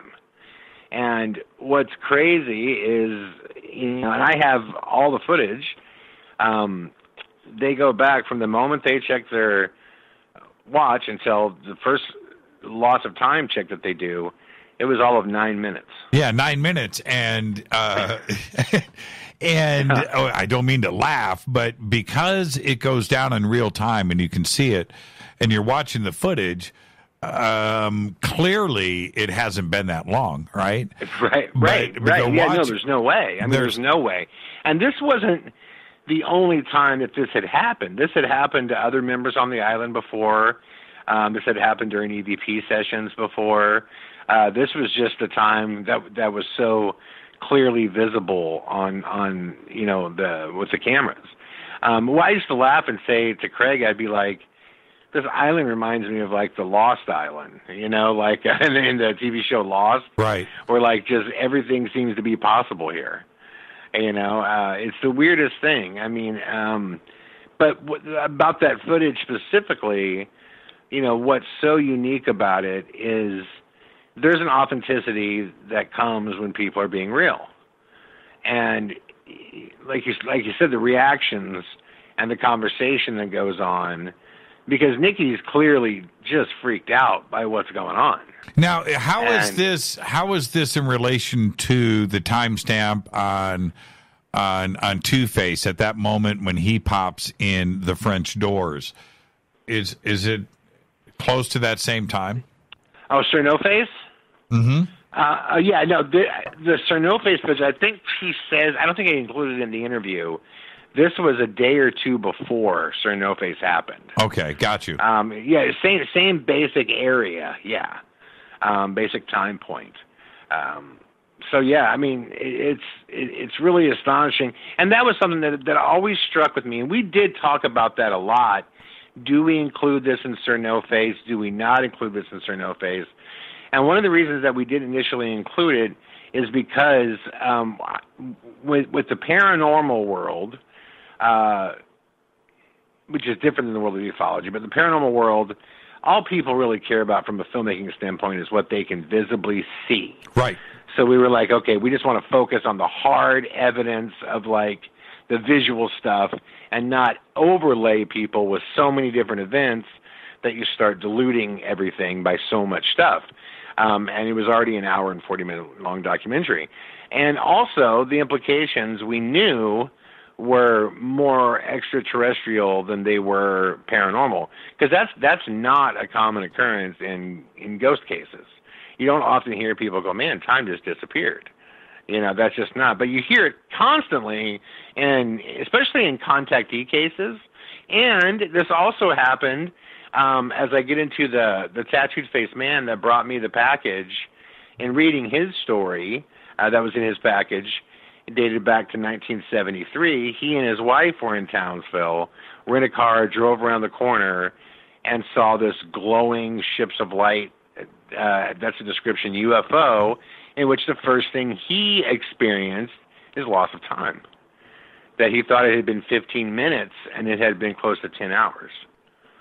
So this happens a lot. And then I want to move on. I want everybody to go, and you just have to go and watch the documentary and see how this is laid out. It's a very crucial point for all of us in the UFO community. When you have the missing time element thrown in, that's when we all raise an eyebrow. You know, it's a common theme that is woven through. But and then you had the tattoo-faced guy and his experience. But then, for me, you really went down the rabbit hole when you got contacted by somebody else. Daniel David Skyfall. David Skyfall. Now, which dare I say is not his Christian name. You know? And as you mentioned, you know, I'm sure something. I'm hoping something's going to pop up here in Twitter. Daniel David Skyfall. So you get your first email from him, and he reaches out to you. What happens? What did he say in that email? Okay, so I come home, and now, you know, I get emails all the time, you know, from fans that, you know, even have their own experiences or they have ideas. This was different right away. I mean, this thing was a book-sized email. And this gentleman very bluntly said, hey, I know who you are. I know what you're doing. You and Craig, primarily Craig initially, have stumbled upon something much greater than you. And this is what's going on. And I'll get into that in a second. And it was just, again, like if I'd have printed it out, it would have been 60 pages. I mean, I never flipped so many times with my thumb in my life reading this email. And so I started questioning him back right away and just going, well, come on, your name can't be Daniel David Skyfall. I mean, that sounds about as cheesy as like I think I say in the film, it sounds like the bad guy in a James Bond film or something. Right. And he replies and says, you know, I'm not going to give you my real name. Don't even try to look for it. You're not going to find it. He claimed that he worked for an unacknowledged intelligence agency in which his job was to blur the UFO narrative in whatever direction he was ultimately told to, through basically disinformation, making certain people look stupid, just putting things out into the world to basically bend whatever they want the story to be, in which he claimed that is until he learned the real story, in which, again, he claimed that he's essentially trying to, I guess the best way to describe it is right is wrong. He's trying to get the real story out there right now. Now, I did not believe any of this, and I told him that, and I said, by the way, I found his story to be fascinating, the stuff that he sent me, but I just said, you know, this could also, you know, you could just be some guy that's just messing with me. So I asked him a very, very unique question, one question that I knew there's no possible way that he could know. I'm known in the public as Chad. Now, that's actually a nickname my father gave to me. My real name is Charles. Now, some people know this. It's been mentioned before in the public. But one thing I knew that nobody knew is that I actually have four names. I have two middle names. Charles Michael David Calek is actually my name. But the only place on planet Earth that David shows up is on my birth certificate. It's not in anything else. It's the dropped name in my name. And nobody knows this except like my wife, or my mom and my dad. It's nowhere in the public, never spoke about it. So I said to him, I'm going to ask you a few questions. And a couple I felt like if he dug deep enough he can find. But the most important one was, what is my middle name? In which, here's what's weird. I would respond to him, and I would get an email back stating that email doesn't exist, like when someone sends you an email and then just shuts down their account. So it'd be like it doesn't exist. But the weird thing is, then I would get a response to the email that I sent. I'm like, whoa, is this dude like a hacker? Like, what is going on? So he responds and he says, he says his exact words in the film, but essentially says, it's a trick question. Your middle name, or which do you prefer, Michael or David? Yeah. And I about fell out of my chair. Right. I was like, what is going on? And so I basically respond to him and say, you know, you should come forward. If the story that you're telling me is true, you know, you should come forward. And in which he made it clear that that's not an option. But the story that he laid out was just fascinating to me. And it was essentially what he's saying is that, you know, this narrative that people have been talking about for years of this like fake alien invasion coming, he's basically laying out that there's going to be a fake alien invasion to gain the support of the public because there's a real one coming. And the powers that be that are running, you know, the industrial military complex, the oil complex, like all these companies, that they don't want to give up what they're doing. And they do want to fight. They do want a war. And what he's been saying, and which is the most fascinating thing in his tale that he lays out there, is that we have been attacking UFOs and extraterrestrials for 60 years. And he lays out where these attacks were, when they happened, who was involved. And what's really interesting about that story, Jimmy, like in the beginning of it, when I'm laying out his narrative, there's things that sound like so crazy, like the whole uranium thing, like in Antarctica. But then like later on, many, many years later, you know, you start seeing these interviews where these facts start coming out. One of my favorite parts of that story is when Admiral Byrd, many people have seen it, Admiral Byrd is given that interview on that TV show about him going through Antarctica. Mm-hmm. And he's talking about all of the things that could be mined, and he's like, there's oil down there, and there's this, that, this, and he pauses, and he gets this smile, and he's like, and there's uranium. And that's like one of the first things that Daniel David Skyfall listed in his story, that all of these countries, Germany, Russia, and the United States, that's what initially took us to Antarctica, was looking for uranium, for what would be the first nuclear bomb. So it gets heavy deep, and you're right, it goes way down the rabbit hole. And I'm still trying to get this gentleman to come forward, and I'm hoping that somebody out there hears this name, Daniel David Skyfall, and knows something about this. Because the one thing I do want to add to everybody is, you know, a lot of times in the at least if the ufology side is anything like the ghost side of the paranormal, people just love to know everything. They just love to be the guy that knows. I'm not that guy. I'm that guy that believes in, like, the landline. You know, like when you play, what's that one game where they like, I'd like to go to the audience for my landline, and then usually it's the right answer. Like, I think the only way we're going to get answers is sourcing a large group of people. And so this film is very much not only my investigation, but very much a call to the public to say, let's figure this out together. Let's figure out what's going on. And what you do in the film, you probably take a full, it's got to be, man, it seems like about 30 minutes. You break down this email from Daniel David Skyfall in its entirety. Yeah, it's exactly 30 minutes. It's an hour and 48-minute film, and 30 minutes of it is about his story, because there was no way to tell it without telling it, you know, as far as like how... because the chain of events, like breaking down the years and the dates and the days and when this happened, and the leaders of the different countries was very important. And then obviously it brings you all the way up to full scale with Elon Musk and what's going on right now, which, you know, we had this conversation too last time I saw you, where my first manager that I ever had back in the day, he wasn't talking paranormally speaking, but it still makes sense. He said this, we were actually talking about the industry back then, but he said, you know, if you ever really want to know what is going on in the world, just look at the actions of the ultra wealthy and the ultra elite. And what's really unique right now is whether it's Elon Musk or, you know, Bezos or Bozeman or Branson, everybody's trying to get off the planet.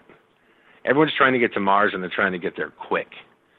And it's so weird how, and the reason I bring this up is part of David Skyfall's story kind of surrounded that there was such an urgency that came out of nowhere to get off this planet and to do it fast. The other parts of his letter, how much, as you were confirming some of the stuff, how much correspondence did you have back and forth with him? Not a lot, because I could tell he was getting nervous, I think, by me, because I was trying to get him to reveal his real identity and meet with me. That's what I wanted. I wanted him to meet with me, because I kept saying to him, look, I can tell your story, and it could be very compelling. I believe that it is. But if you really want to drive this home, you got to step forward. Like, you got to let people confirm, who you are. And, in the initial response that I got back about that, he said, you don't understand how this works. They would never allow that. And I think I kind of know what he means, in the sense that, like, if you look at, I recently watched the Bob Lazar documentary, which I thought Jeremy Cordell did is a beautiful film, very much an homage to Bob and his story, and I thought it was great. But the same problem exists. There's enough of his past that's put into question that there will always be the ability to punch holes in that story. And I think that's kind of what he was saying, is like, I can't, like, they'll never let that happen. Like, I can't come forward. No one's going to go, yep, he's right. That's what he did. He worked for us. He did this. And we've seen that, in history. One of the things that the film jumps into is, recently with the Tom DeLonge thing and the government releasing the 3 clips, right? The DOD releasing the 3. What the public doesn't realize, or a lot of people in the public don't realize, is when you see, like, the Captain David Fravor, who flew the plane at the Tic Tac UFO, and when you see these guys on Fox and on CNN, it's not like Fox and CNN called them up and found. No, like, the Department of Defense had publicists. They had people who, like, set all this up. Like, there's a reason why all this stuff is coming out right now, and why forever, if you said there was a UFO, the government stance was, you're crazy, mistaken, drunk, it's swamp gas, it's balloons, you're a whack job. And then it turns out, oh, I guess you're not. And they do it that easily. So I think what he was trying to say to me is that when he says they would never let that happen, I think he just means that the narrative, he can't put a name to his face because they'll destroy who he really is. But I don't know. I just don't. I think there's enough belief in it now that things could be different than they've been in the past. And maybe I'm just being optimistic. When was the last time you had correspondence with Skyfall? How many times? No, the last. Oh, the last was probably, I would say, I could look it up exactly. It would have been right before Halloween.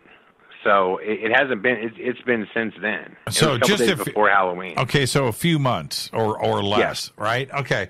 Yes. Why he's probably listening to this program right now. So I'm going to ask Skyfall to reach out to Chad and I again. Reach back to us.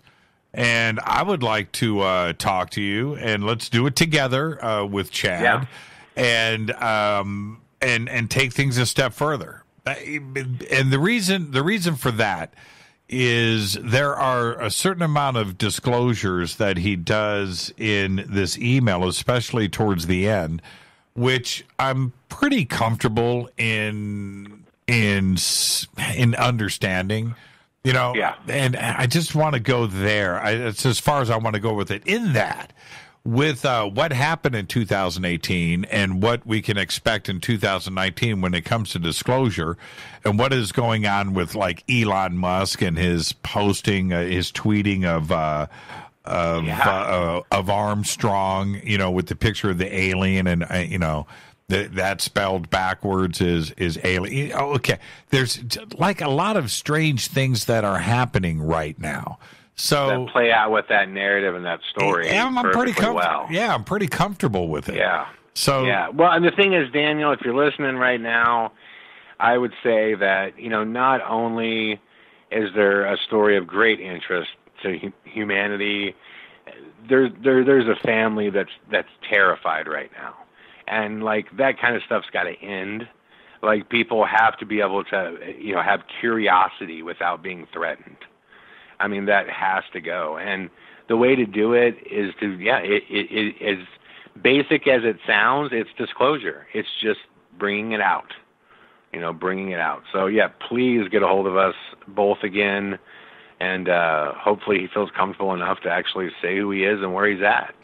What's the reaction been to, as we head into the next break here, what's the reaction been so far to Two-Face? Phenomenal. Yeah, it's been phenomenal, which was very rewarding for me because I was very admittedly stepping into a new area that I just haven't been before. And I wasn't doing it, in a way where like, I know what I know, I think the reaction has been so positive because I'm being very open about the fact that I don't claim to have all the answers, that this is an ongoing investigation that was filming up until October. So it's almost real time. The response has been incredible, really incredible. So I'm hoping that, like I said, that people continue to get involved with this case. And if they have, direct information about what's going on, definitely, email me and let me know. But the response has been wonderful. So let's take a break right here. And when we come back, I wanted to get into the fake alien invasion part and why SIR NOFACE and Two-Face actually come into play. And your approach to this in the film was pretty interesting. But before all of this from Skyfall, from Daniel, had you ever heard of like Project Bluebeam? Have you ever heard of a fake alien invasion? Did you ever consider any of this? Before this? Yes. You know what? I had heard of Project Bluebeam, but I had heard it was for different stuff. I didn't hear it was for a fake invasion. I didn't really learn about that until I started researching the stuff about what was the Nazi Werner von Braun? Mm-hmm. And it was something he predicted. Mm-hmm. And I was like, oh, that's interesting. And then the Project Bluebeam, the first I heard about it is when there was that Japanese city or Chinese city in the clouds. Right. And that's the first I had heard of it. Yeah, that was still pretty fascinating photographs, and I don't care what anybody says; those are pretty amazing. Well, it's happened 3 or 4 times since then, too. Yeah, I know. Pretty amazing photography, and the fact that they are actual, real photographs. Pretty amazing stuff. Our guest tonight, Chad Kalec. We're talking about his new film, Two-Face, The Gray. This is Fade to Black. Stay with us. Hi, everybody. This is Rob Halford, the Metal God, on JimmyChurchRadio.com. This is KGRA Digital Broadcasting Station, Salt Lake City, Utah, Van Buren, Arkansas. Poor water quality is a major health issue, and it's only getting worse. Municipalities can't keep up, standards have dropped, and pollutants are increasing. Where does it all end? It ends by keeping the pollutants outside of your home with HydroCare's advanced systems available at Wave Home Solutions. No less than the best purification materials and processes have been developed by HydroCare to provide you with healthy, clean water for drinking, cooking, and showering. HydroCare far surpasses the competition in removing chlorine, odors, iron, lead, chemicals, limescale, and much more. Don't settle for less when it comes to your water. We'll take care of the toughest water problems for you, whether it's from a city or well source. Satisfaction guaranteed. For more information, call 888-997-WAVE. That's 888-997-WAVE. Or go to bestwater123.com. That's bestwater123.com. Wave Home Solutions for a healthy, comfortable home.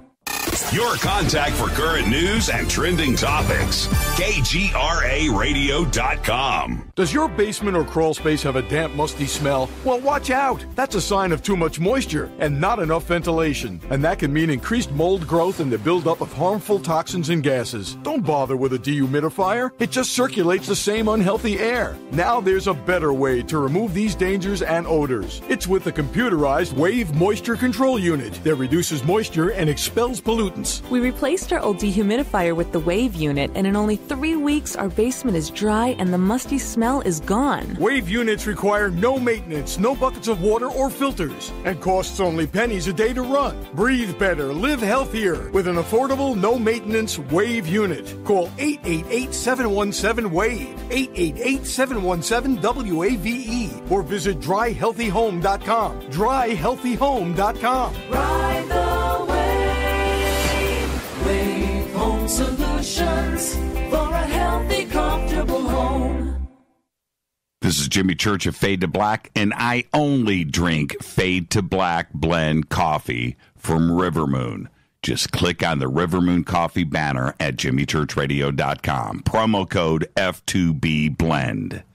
So are you tired of being tired? Well, then it's time to get the tea. Hey, it's Lisa here to tell you about this all-natural, all-organic tea I've been drinking that has had great results for over 20 years. It's called Life Change Tea, and it's specially formulated to help detoxify and cleanse your kidneys, liver, colon, and blood all at once.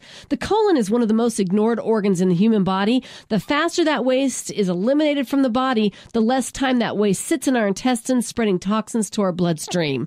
This tea helps cleanse chemicals caused by outside intruders from our entire digestive system. And get this, weight loss can be a side effect. And with continued use of the tea, you can experience clearer, healthier, younger looking skin, increased energy, and a happier outlook on life. So if you're tired of being tired, get the Life Change Tea at getthetea.com.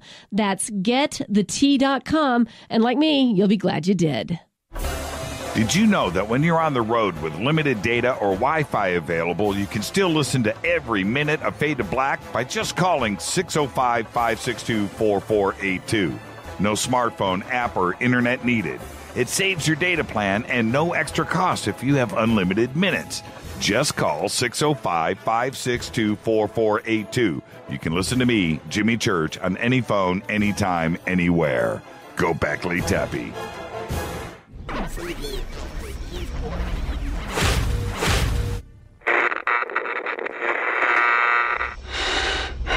You want to know a secret? I love ponies.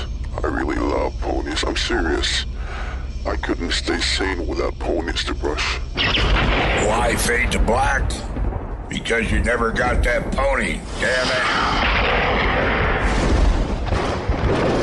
This is Fade to Black with Jimmy Church on the Game Changer Radio Network and KGRA, the Global Radio Alliance.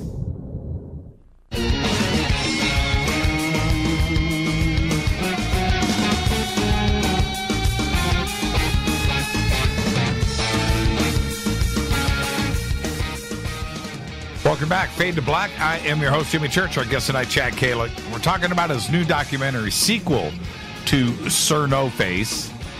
It's called Two-Face the Gray. The links for the documentary are right there at jimmychurchradio.com. We've also posted them up in Twitter. And now this is where, for me, it's easy for me to, the fork in the road that is happening here with you. But for you, Chad, this is ufology. This is UFOs. This is aliens. This is ET. This is contact. This is all a whole new area. And there's a part in the documentary, for me, I was like, okay, now we're starting to make a lot of sense here. And it's a tough one for those outside of the community to grasp a hold of and understand. But it is taking Two-Face into the possibility of another area, which is gray. Yes. He's 3.5 feet tall. Yes. But now the possibility of him maybe being a bio android, Right? And which, man, when I read that initially, this possibility, and when I watched that video, well, I could. You want me to get into how I came across this? Well, look, it blew my mind. I'm telling you, when you went down that road, I was like, okay, here we go. Now this starts to answer a lot of questions. So let's go down this road. What happened? Well, look, by the end of David Skyfall's explanation, the one thing that the bridge I couldn't cross, I was like, okay, this is all a fascinating story, but where's the Australian connection? Like, this is I thought was about, Two-Face or SIR NOFACE. And so, and it's weird. There's some things Daniel just lays out, and some things it's almost like he breadcrumbs it, knowing that I won't believe it unless I find it myself, type of stuff. Right. And so I start digging into the most obvious thing that I found in Australia, which dates way back and has had multiple purposes, is the Pine Gap at Alice Springs, which was initially it was labeled a joint space research facility between the CIA and the Australian government. And so I'm like, okay, but no one really knows what it does besides defense, which is a very vague term. So I'm like, but we do know that it's secret and there's all kinds of stuff with the space program to go, but that doesn't really tell me anything. So I was like, okay, let me keep digging, and I'm basically just watching all these different UFO seminars and just all kinds of stuff in the area. And it's super late at night. I mean, it's probably 3:30, 4 a.m. I'm half asleep, and I had YouTube on, and YouTube just, once one program ends, it just picks another one to start running. Right. And it ended up running this, it was a public lecture by Stephen Greer. And in the middle of it, I sit up, and I was like, what did I just hear? And he starts talking about how, reportedly, and he's speaking about this like it is fact. He knows it. He's spoken to the physicist who was a part of the program. Supposedly they're making little grays that are androids that are, bio-nano technology, which is tissue on the outside, robotic on the inside, grays in the Pine Gap, to the degree that these things are coming off a conveyor belt. I think he says they're coming off conveyor belts like sausages. Right. Yeah, right. That's right. what he says. Right. And I am like, what? So then I start working backwards, and I'm like, okay, that was a thing that started like connecting things. I'm like, all right. So if there is going to be a false flag, fake alien invasion, to gain worldwide support, to fight. To go to war with another species, which, by the way, presidents have been talking about since Reagan and afterwards, then you would have to do more than cast some images in the sky. Right. Like, people would have to see these creatures. So then I started going, okay, well, Pine Gap is an earshot away from this island in the middle of Sydney. It would make total sense that before you went this route, you would want to know how people react to these things and how these things react to people. And then I started going, oh my God, were they in fact documenting Craig and his team interacting with this thing that they put out there? Because that would make sense.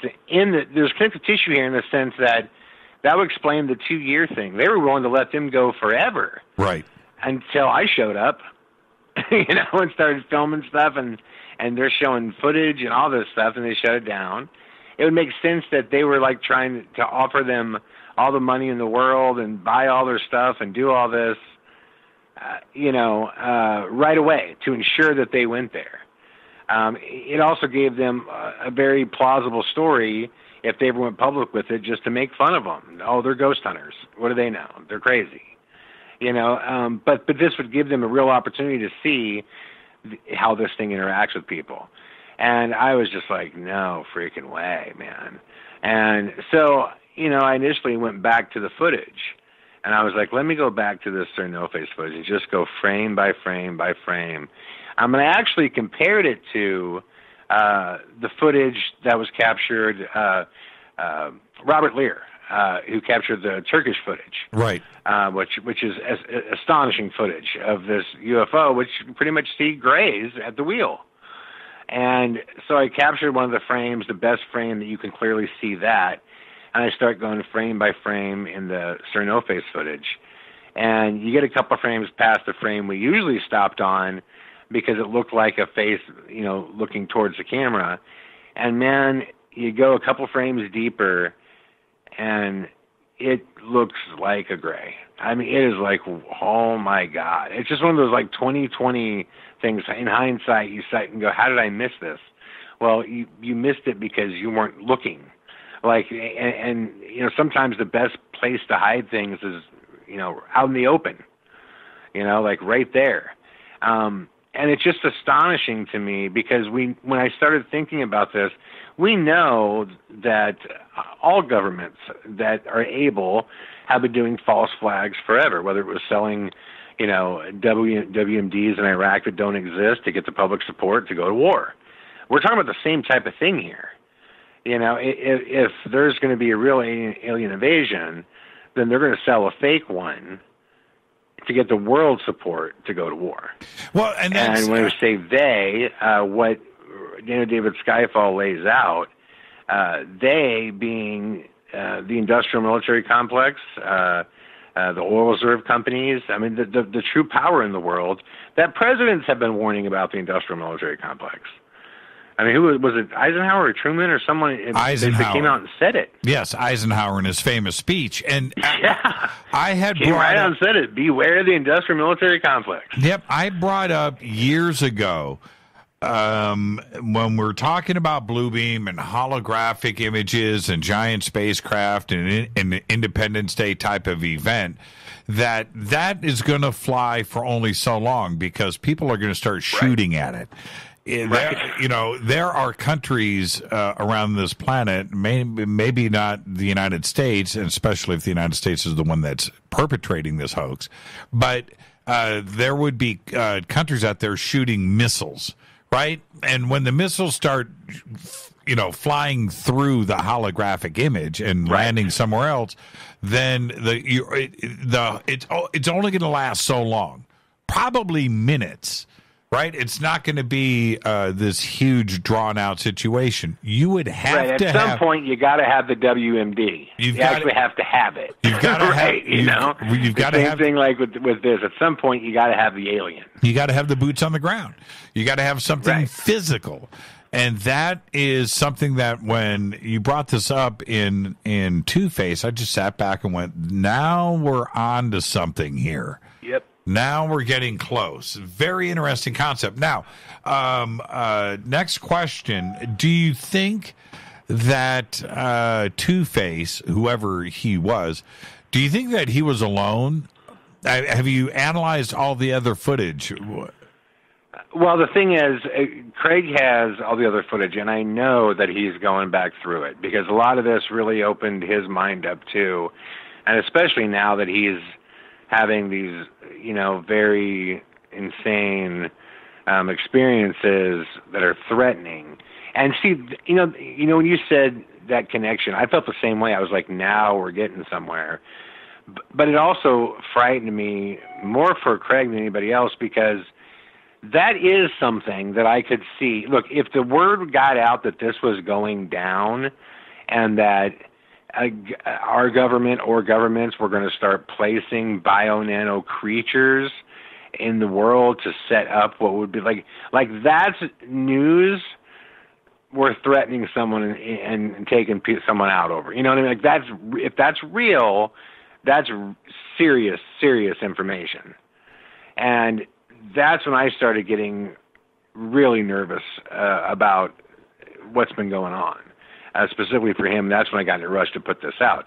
But I do know that obviously this has shook Craig up in a big way, which I want to urge everybody, definitely feel free to reach out to him on Instagram and on Facebook. It's WSPR Craig on Instagram, and on Facebook just search Craig Powell, Powell, Powell, and he's there and he's very open to answer questions, and I really urge that people reach out to him to hear his voice on this as well. But he's definitely going over footage and looking. I mean, this thing has definitely taken a hold of their life, and it's just the most and like I said, in 25 years of doing this, man, there is not a single case that I've come across that is this fascinating and has so many. Like, I keep expecting to find something to just disprove all this stuff, and I'm just not finding it, Jimmy. It's just the opposite. It's finding more and more things that give this legs and give it a reality to it. That just blows my mind. Blows my mind. I can only imagine how many cameras with footage in it that has been viewed, but it's hours and hours and hours and hours and hours where you have to sit and painstakingly until your eyes are red look at all of this. And just like SIR NOFACE, Two-Face was missed the first time around, right? And you go back and you catch it. And if there is a second piece or third in here, it's really gonna cause some alarm. Oh, big time. And again, I think we talked about this a lot. I said, Craig, as well as I do that when it comes to reviewing footage, nobody's completely militant about it. I mean, I go, Craig, you could have yawned. If you would have yawned at the time that NoFace peeped around the corner, you'd have missed it. That's right. You know what I mean? You could have got a drink of water and you'd have missed it. So you're right. How much stuff is on there? Because the one thing about all the evidence clips there, in SIR NOFACE, and are all over the place in Two-Face, is it is just astonishing footage. Like when you want to talk about reactions and the lights are going off and you can hear the people in the room and their voices and their expressions and just, people are freaking out, and the clear thing about, and this is what I keep going back to, every time I think something's too insane, I'm like, there's no way, that's crazy. I go back to the fact that SIR NOFACE isn't crazy, that's on film. Like, I know that's real. I know that is not Craig, it is not a child, it is not a human being. I know that is real. So nothing is more crazy than that. So anything else that I come across, that's the one thing that I'm really kind of learning in this ufology side is, man, every time you think something is too far out there, you start seeing, I was just watching this thing the other night, just because I'm fascinated about the rings of Saturn, some spaceship that's making Saturn's rings or something. It was the craziest thing I'd ever heard. And then I was just like, whoa. But then I started seeing these photos. I'm just going, what am I looking at? Right. It's just fascinating stuff, man. There's another element to this, though, is, this show, a little bit different from Coast. In that Coast, it's not 600 some, plus stations here in the United States, but that's a United States phenomenon, coast to coast. Fade to Black is worldwide, and our audiences in Canada and the UK and over across Europe is huge, but our audience in Australia is ginormous. We have a huge Australian audience, and they're listening right now, and their reaction to what we are saying, okay, all right, but they have to deal with the issues of Pine Gap just like we deal with the issues of Area 51. Right. And, Pine Gap is right there. It's very public. It's not accessible. Australia, first off, is ginormous, and right in the middle of the country, seemingly in the middle of nowhere, is Pine Gap, and it's not easy to get to, and it's isolated. But the mystery of Pine Gap is something that, like I said, they deal with on a daily basis. And then this aspect comes in. We've got this amazing footage of Two-Face or SIR NOFACE, Cockatoo Island right there. This is in their backyard. And suggesting all of this is something that the Australian audience is going to go back. They're going to listen to this, and they're going to be talking about it. It's now out in the public in Australia because of this show and what you are talking about. Well, and that's spectacular, and that was my goal in getting this out as fast as possible. And to the Australian audience that's listening, as Jimmy said, the link is on your webpage. It's on Vimeo On Demand. If you haven't seen it as SIR NOFACE, you could also watch that on Vimeo On Demand. It's just vimeo.com/on-demand/SIR NOFACE. The Australian audience, please watch this and weigh in. Definitely weigh in, because I know as much research as I've done, as much research as Craig has done. I'm just a firm believer in crowdsourcing information and sharing it and getting to the bottom of this. There's a lot we have figured out. There's even more that we don't. And we definitely, this is an ongoing investigation, So I'm fascinated by all of it. I do have a real concern for Craig and his family. And I got to speak to their bravery. I mean, even the other night, the last time I spoke to them, I was just like, guys, we can, if we can stop this. Like, if you guys are really, that terrified that, someone can, some real bad stuff can happen, then you let me know, and Craig and Nikki, I mean, their stance is just that, of course, every bone in your body just wants to walk away from potential harm, but at the same time, it's like, it's once the toothpaste is out, you can't put it back in. You know what I mean? It doesn't go away. It's out. So it's never going to go away. So the commitment needs to be just truth, just to find out what is going on. And there's too many weird things that are happening that coincide with this story and the story of Skyfall. You brought the Elon Musk photo. That was the first thing I thought when I saw that, is, man, this is exactly what Skyfall is talking about. Are you still being followed here in Los Angeles? Well, see, that stopped the second someone said on the phone, the next time drive them to the police station, then hop out. But what's funny is, the following day after he said that is when the phone stuff started happening, and that's still going on. We're gonna do a little bit of overtime, and when we come back, we're gonna talk about the phone stuff specifically. So we'll deal with that in a second. But when it comes to this is what for me is the most fascinating part about all of this. When you're doing ghost hunting and you're doing paranormal stuff, and you're out there, American Ghost Hunters and Paranormal State, you're out there doing all that stuff. You're not, your phones aren't tapped, your cars aren't being followed, your computers aren't goofing up. None of that stuff happens. But as the second you dip your toe into the UFO world, craziness starts, and it makes you wonder, why is it, if UFOs don't exist, right? If none of this is real, then why are you so concerned about it? Why is this craziness going down in my life? It doesn't make sense. It's like a real-time paradox. Right. Well, the thing I used to say, I've been really fortunate on the UFO side to have a great audience that's brought me around the world to speak at universities and all kinds of stuff. And I used to always say to people, first question would be like, aren't you scared when you go into a haunted house or a haunted location? My answer is always the same. I'm not scared of the dead. I'm scared of the living.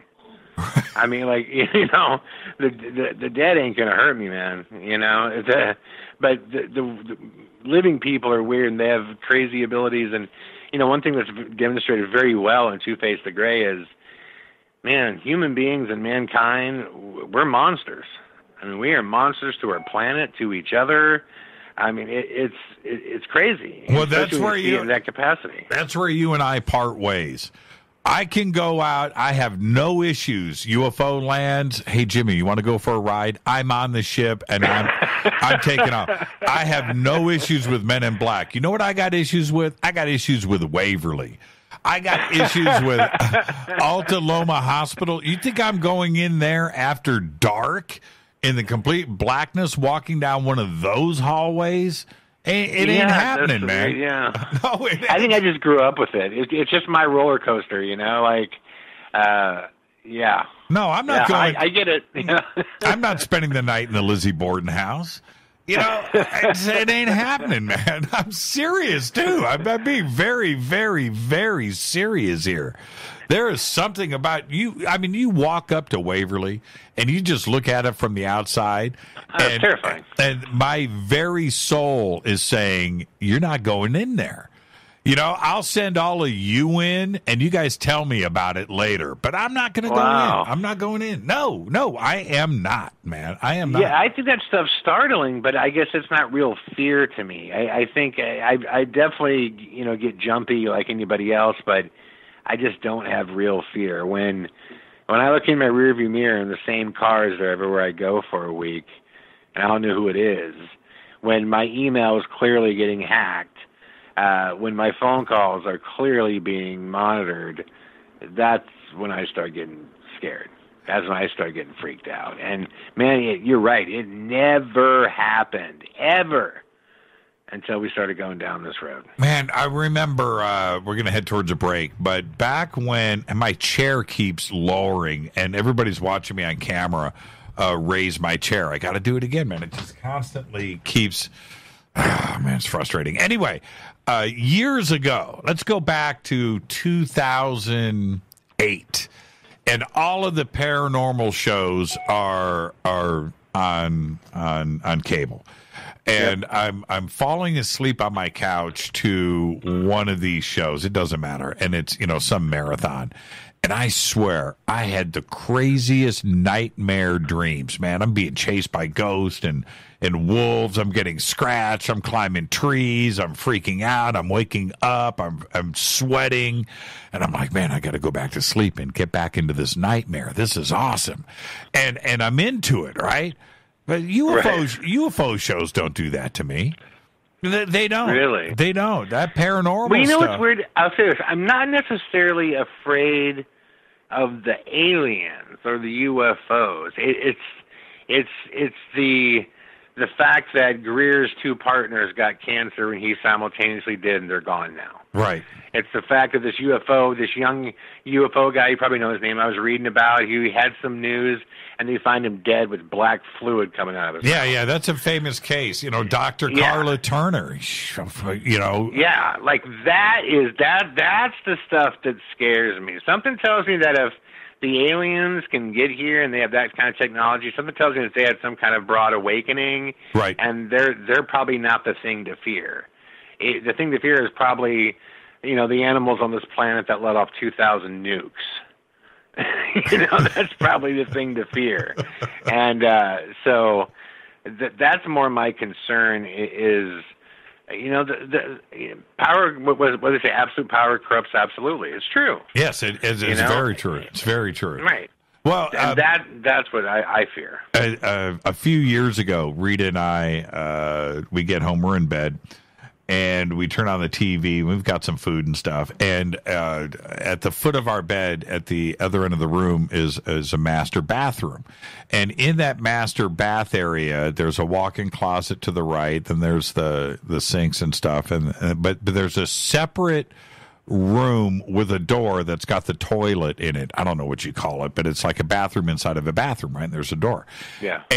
But in there, and we keep that door shut for a couple of reasons, but because we keep the window on the outside of it open, so we keep the door closed. Anyway, but the toilet seat in there is like sticky. It doesn't move.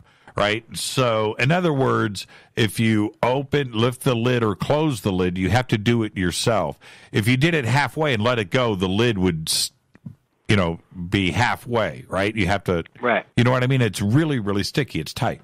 So anyway, so the lid on that toilet stays open. It's not like other homes where, or other bathrooms in our house, all the lids are closed. But in that one, the thing is sticky, so it just stays open, right? So anyway, Rita and I are sitting in bed, and I swear to you, Chad, that thing goes poof and falls down. and Rita and I knew, and she's looking at it, she goes, so King Church, you gonna go check that out? I was like, no. I don't want to go in there, open up that door, and see that lid down. I'm not. No. Oh, man. And, well, I have some places I could take you that would blow your mind. Man. Well, you know what? It'll be blown from the outside. I'm not going to go inside.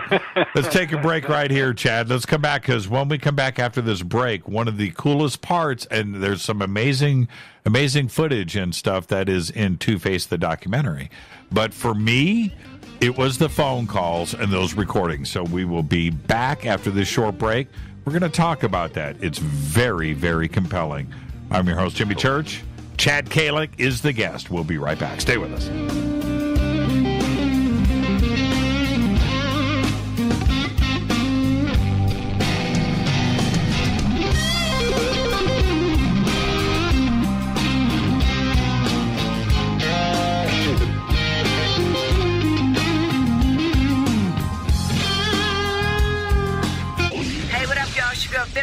Here, and you are listening to my boy Jimmy Church on JimmyChurchRadio.com.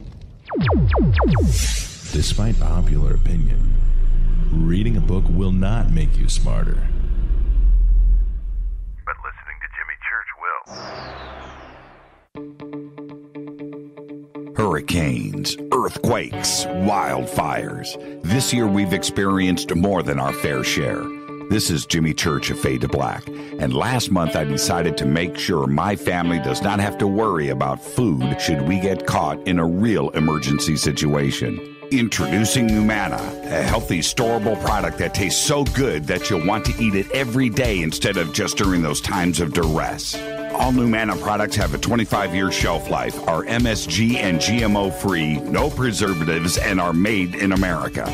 With the Numana pack in your home, you'll be able to sleep at night knowing that you've protected your family. Not only have I tasted and tested, I own it. Now you can too. Just click on the Numana banner on JimmyChurchRadio.com and use the promo code Jimmy when you order. In addition to a discount, we'll send you an autographed Fade to Black t-shirt. Seriously, go Beckley Tappy. This is Jimmy Church of Fade to Black, and I take Life Change Tea supplements every single day. It's what I do. Click on their banner at JimmyChurchRadio.com. When you take the beans from Central America with dashes of Indonesian and African mixed in and then roast it to the dark side of Fade to Black, you create the ultimate brew of fringe. Introducing the Fade to Black blend from Rivermoon Coffee. Yes, Rivermoon's darkest customized roast was created for the love of Fade to Black. The alchemy of masterful roasting and smoking the beans is in every sip of this full-bodied, dark Java. I need my coffee dark, deep, with distinct bittersweet chocolate highlights, just like the bunker. Leaning further into the darkness of the roast is Fade to Black blend from Rivermoon Coffee. Just click on the banner at JimmyChurchRadio.com and use the promo code F2BBLEND for 15% off of your order today. Go Beckley Teppy. Hi, folks. CBD is the home run hitter for health right now. Why, you ask? Because of what it does for the body. Unfortunately, I can't tell you all about the benefit. You know, there's reasons. Do your due diligence and log on to AncientLifeOil.com. That's AncientLifeOil.com. Ancient Life Oil uses organic ingredients and is blended in coconut oil for some of the best benefits. Legal in 50 states and non-psychoactive. Log on to AncientLifeOil.com. That's AncientLifeOil.com. This is Jimmy Church of Fade to Black, and my family is safe because of Numana Emergency Food Storage. Just go to the Numana banner at JimmyChurchRadio.com. Promo code Jimmy10. Are you intrigued by Paranormal Talk Radio? You'll love the new Paranormal Radio app from TalkStream Live.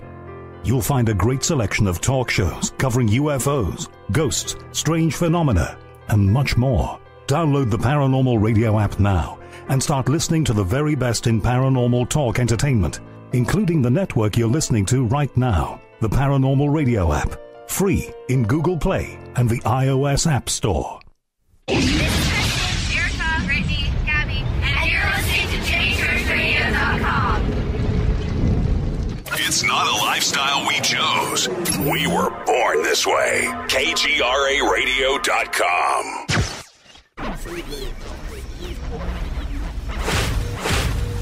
This is KJCR at JimmyChurchRadio.com.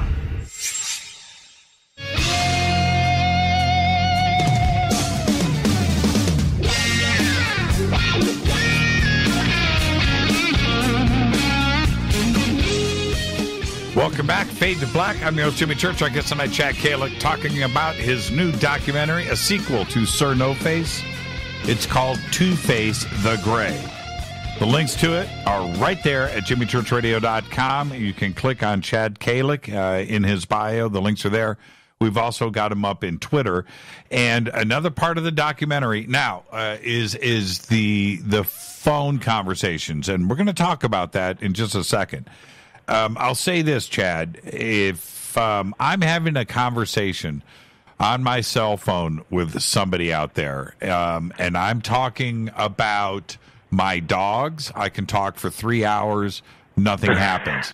I'm talking with somebody out there, and we get into UFOs and strange stuff. My phone starts acting funny, and we laugh about it. But it happens every single day. Every single day on this broadcast. And by the way, a couple of times during this broadcast, your phone got funky at a couple of key moments, and I found that interesting. I didn't want to say anything. I don't know if you were hearing it, but it was out there, and I know the posts, and I'm going to get email, are going to comment about those sections of the broadcast tonight. And you're talking to us on a landline tonight, not on a cell phone, and so why would that interference occur on a landline? Again, interesting. So here we are. And so when people, guests and so forth, talk about their phone interference, okay, it's great. I understand it. But it's another thing when you talk about it and you've got the calls recorded. And that's what you did here in Two-Face the Gray. You have the actual phone calls and you present them. How many of these phone calls like this happened? Oh gosh. Between Thomas, Justin, my producer, and Craig, 100. 100. Yeah, I mean, like, and the thing is, it was exactly what you'd say. It was when we would get into some heavy, thing about this case. And the weird thing was, and you see this in Craig's response when we're talking on one of those calls, is the second we would talk about noticing it, it would stop. And so, like, Now I want you to describe what we're talking about here. You guys are having your conversation, and what happens? Yeah, Craig called first, and I've become close with his family and his two boys, and we first started talking about his boys for a little bit and everything that's going on within his life. And then we get into a conversation about some just recent stuff with David Skyfall and some of this weather modification stuff we're talking about in this machine footage you sent me.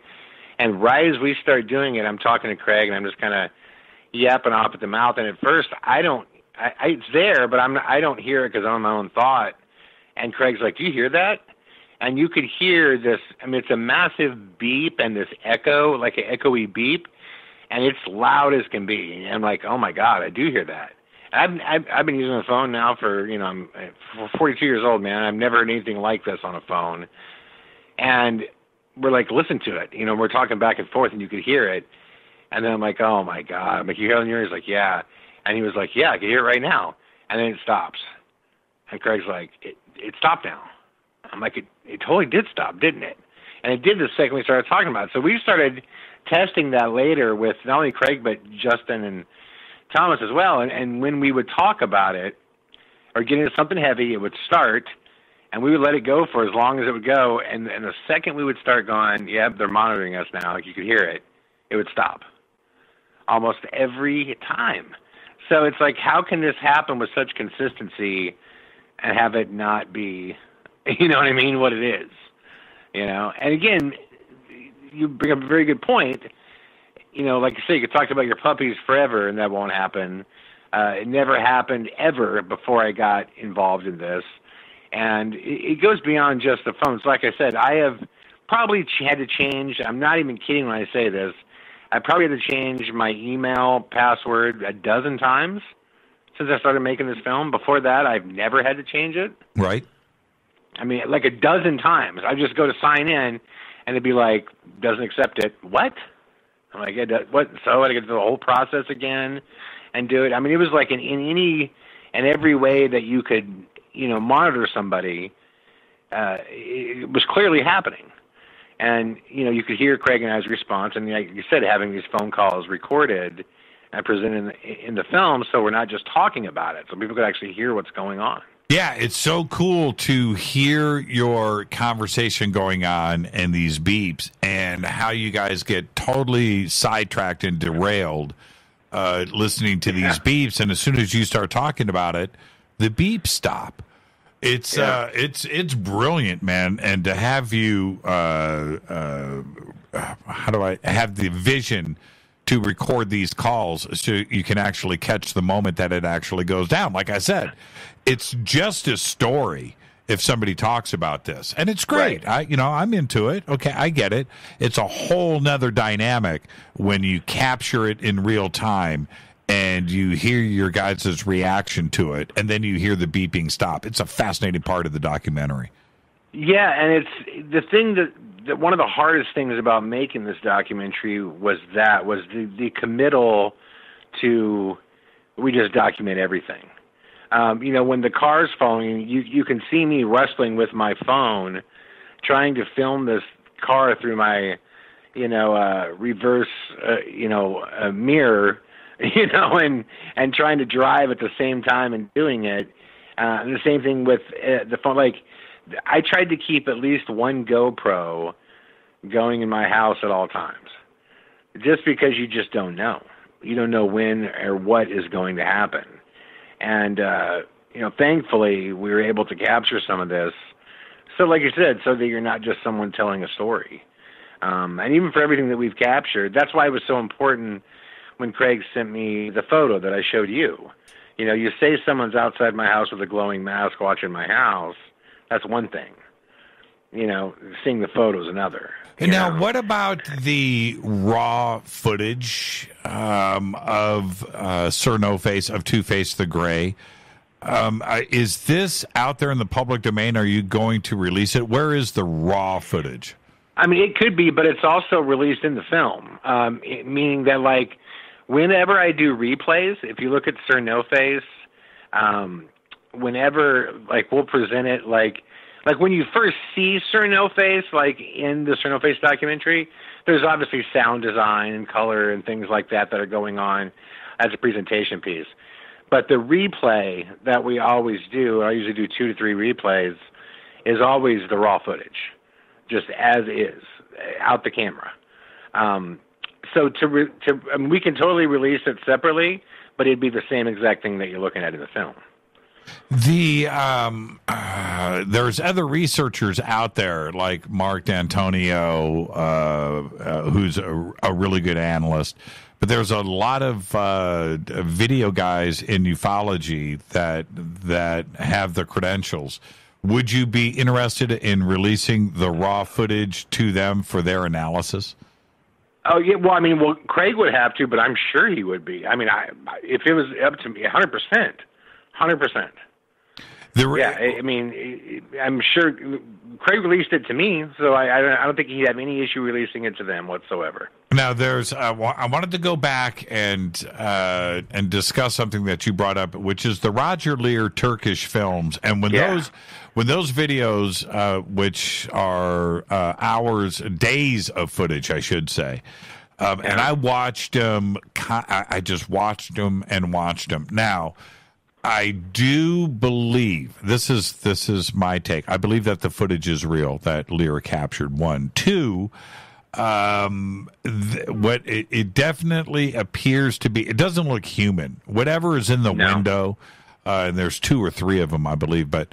The main one that's up in front, and when you see him kind of move a little bit too as well, I almost jumped out of my skin. Yeah, I know, right? Right, and when you do the analysis of that window shot from the Lear footage and compare that to Two-Face the Gray, the the similarity is astounding. It's like, whoa. But, okay, let's take this, let's back up a step here.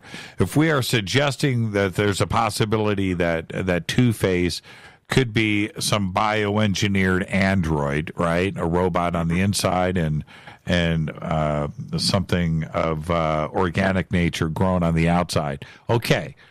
It would also and testing you guys, right? Testing Craig, testing the reaction.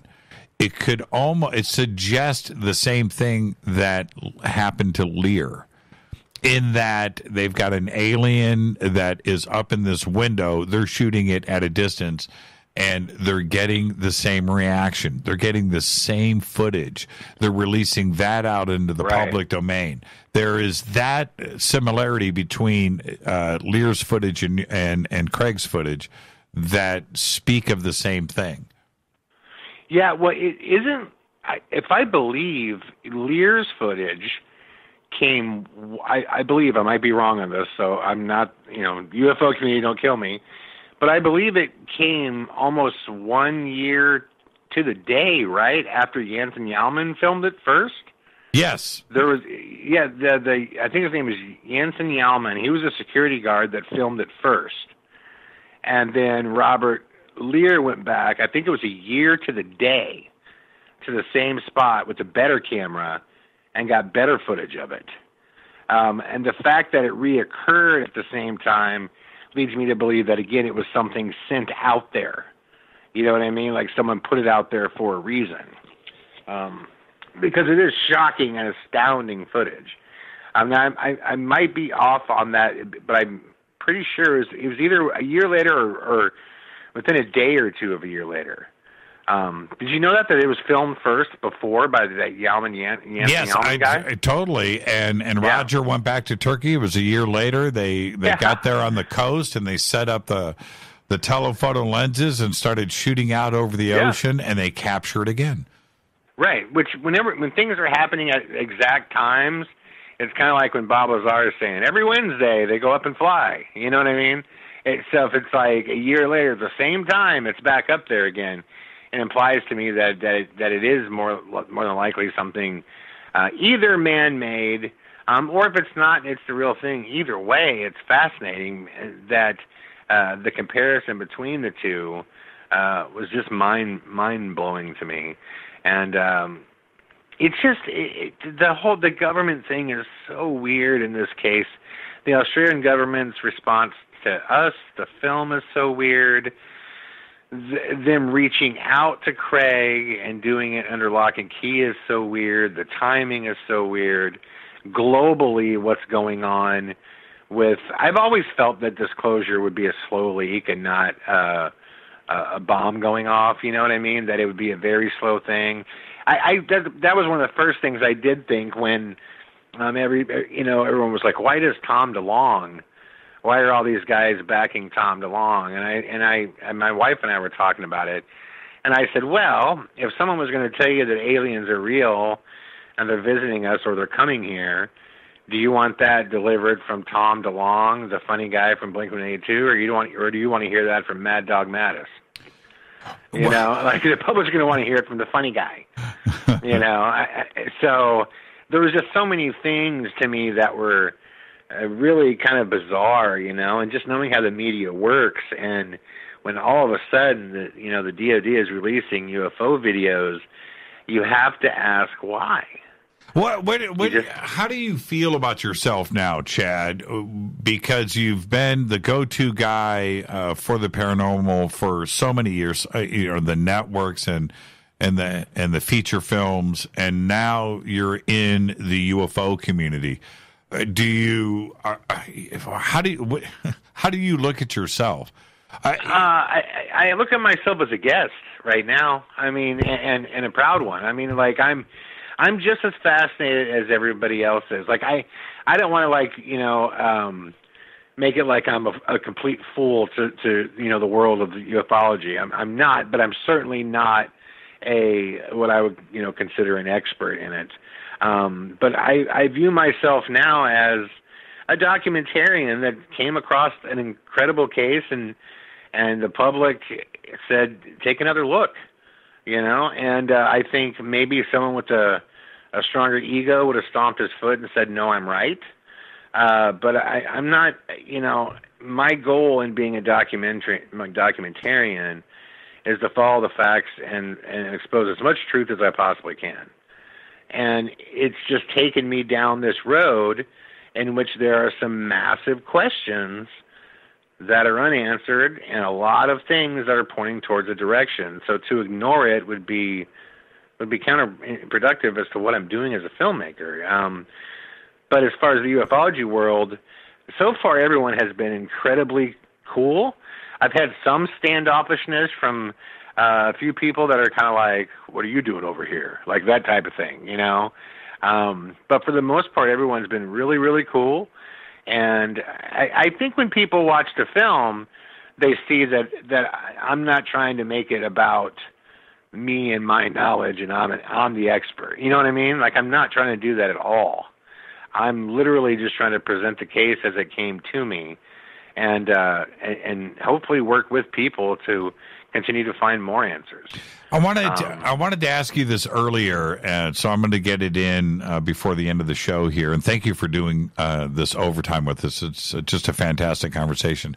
But 2, 3, 4 years ago, Ghost Hunter Chad, right? Yeah. Had you even heard the word disclosure? Did you know anything about it? Yeah, 2 or 3 years ago. Yeah. I tell you what, I got interested in about 4 or 5 years ago through that the case in O'Hare. With where Dan Aykroyd swept up the footage. Yes. And I did a short documentary just about on that case, and it wasn't about the world as a whole of the UFO. And then I believe I've had one sighting, and I did a short 15-minute film on that was just about that sighting. It was when I was filming a music video out here in LA, and I saw something over the Catalina channel. And then through research, I learned locally that a lot of people see UFOs and USOs between here and the Catalina channel. Mm-hmm. But that's beyond those specific cases, I would say my knowledge was, the same as most people. I knew about Roswell, and I never knew about all the heavy-handed different conspiracies within the conspiracy. I never knew about there was supposed to be more than one Roswell thing that went down. 4 or 5 years ago, I had never heard of Blue Beam. I had never heard of fake alien invasion or anything like that. I certainly never thought that I would be making a film anything this heavy-handed into the world of ufology. You cover in Two-Face, what I enjoyed about it is that your coverage of the UFO phenomenon from so many different angles was pretty good, but also a little bit innocent.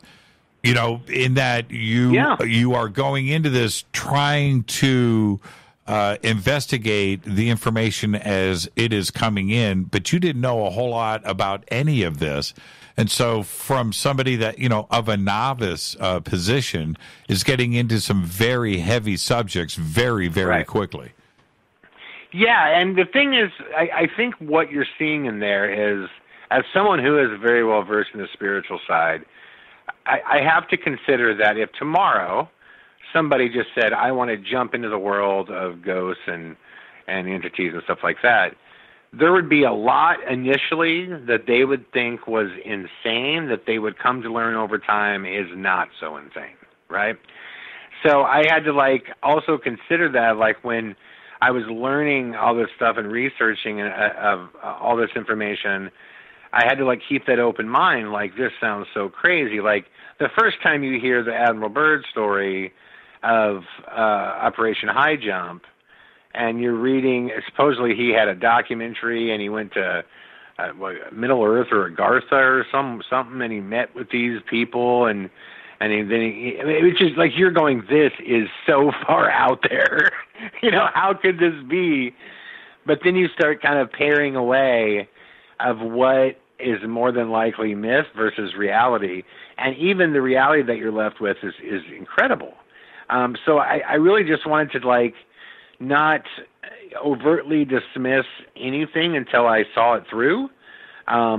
Just because I know if people came into the paranormal side, there were things that they would, start talking about different classifications of ghosts and whether you're talking about the demonic, negatives, or shadow people or whatever, that it would be confusing. If not, it would sound crazy to someone who is not heavily involved. So I really did try to honor the field when I went through it, as to not give any kind of even if I thought something was completely just totally crazy, I wanted to honor the fact that maybe I just don't know the whole story yet, And I think that's probably part of the instance that you're seeing, is that I'm really just trying to source through the material that was presented to me from Skyfall, from the Tattoo Spaceman, and then also from my own research, and try to just tell an honest story.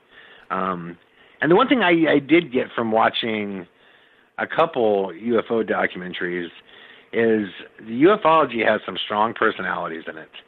And there seems to be to me, there seems to be a couple different groups. There's a group of people who kind of want to work within a community to come up with an answer. And then there's a group of people that believe they know, that believe they have the answers. And if you don't fall into that world, then they're going to have a problem with you. That was kind of my take from it. Well, you're spot on. Yeah, and I definitely don't want to be that guy that's if you don't believe what I believe, you are ridiculous, because, man, what I've learned about the paranormal field is every answer you get spawns a dozen new questions. It's the same thing. It's the same thing in ufology. It's the very same thing. But thank you for the documentary. It's amazing. I highly recommend it, and the links are up to it now. And is there going to be? I'm sure you're working on it. Is there going to be a Two-Face Part 3? There will be a trilogy. It's ongoing and it's happening now. And I have a GoPro running on me right now. And you just never know when it's going to happen or what is going to happen. But you've already seen one of the photos from what has occurred, and the story is ongoing. I definitely have to get back over there, which people understand when they watch the film as to why. But there has to be an answer to this.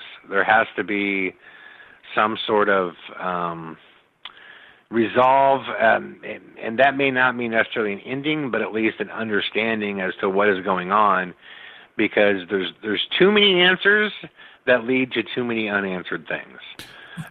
So we definitely got to go where the truth takes us, man. And for the people that are listening in the audience, please see this documentary. It is one of the most honest things you'll ever see from a very real investigation, about very real people. And I think everyone will see that as well. So, and Jimmy, I can't thank you enough for the time. You were the first guy that, I messaged, and I thought you would give it an honest look. And I super appreciate everything you've done, man. It means a lot to me. Thank you so much, Chad. And, I got to give you my best piece of advice. Keep rolling that rock uphill, because that's keep rolling the rock uphill, because that's ufology, man. That's a great piece of advice. Welcome to the community, Chad. Enjoy the rest of your night, and we'll be talking soon. Thank you so much. Thanks, brother. Thanks, everybody, for listening. Talk to you soon. Chad Kalec, and the film is called Two-Face the Gray, and like I said, it's very simple. Go to jimmychurchradio.com. The links are right there. Go and check it out. Check out SIR NOFACE 2 as well. Right? Part 1 and Part 2. All right. Fade to Black's executive producer is Rita Camarion. Show is produced by Hilton J. Palm, Renee, Dennis, and Bob. Announcers are Steve Harder, Gene Vitoa, Mark D. Kovar. Webmaster is Drew the Geek. Music, Doug Aldrich. intro, Spaceboy, spaceboymusic.com. Fade to Black is produced by KJCR for the Game Changer Network, and syndication is KGRA, The Planet. Thank you to Chad Kalec. Tomorrow night, Linda Moulton Howe, right here on Fade to Black.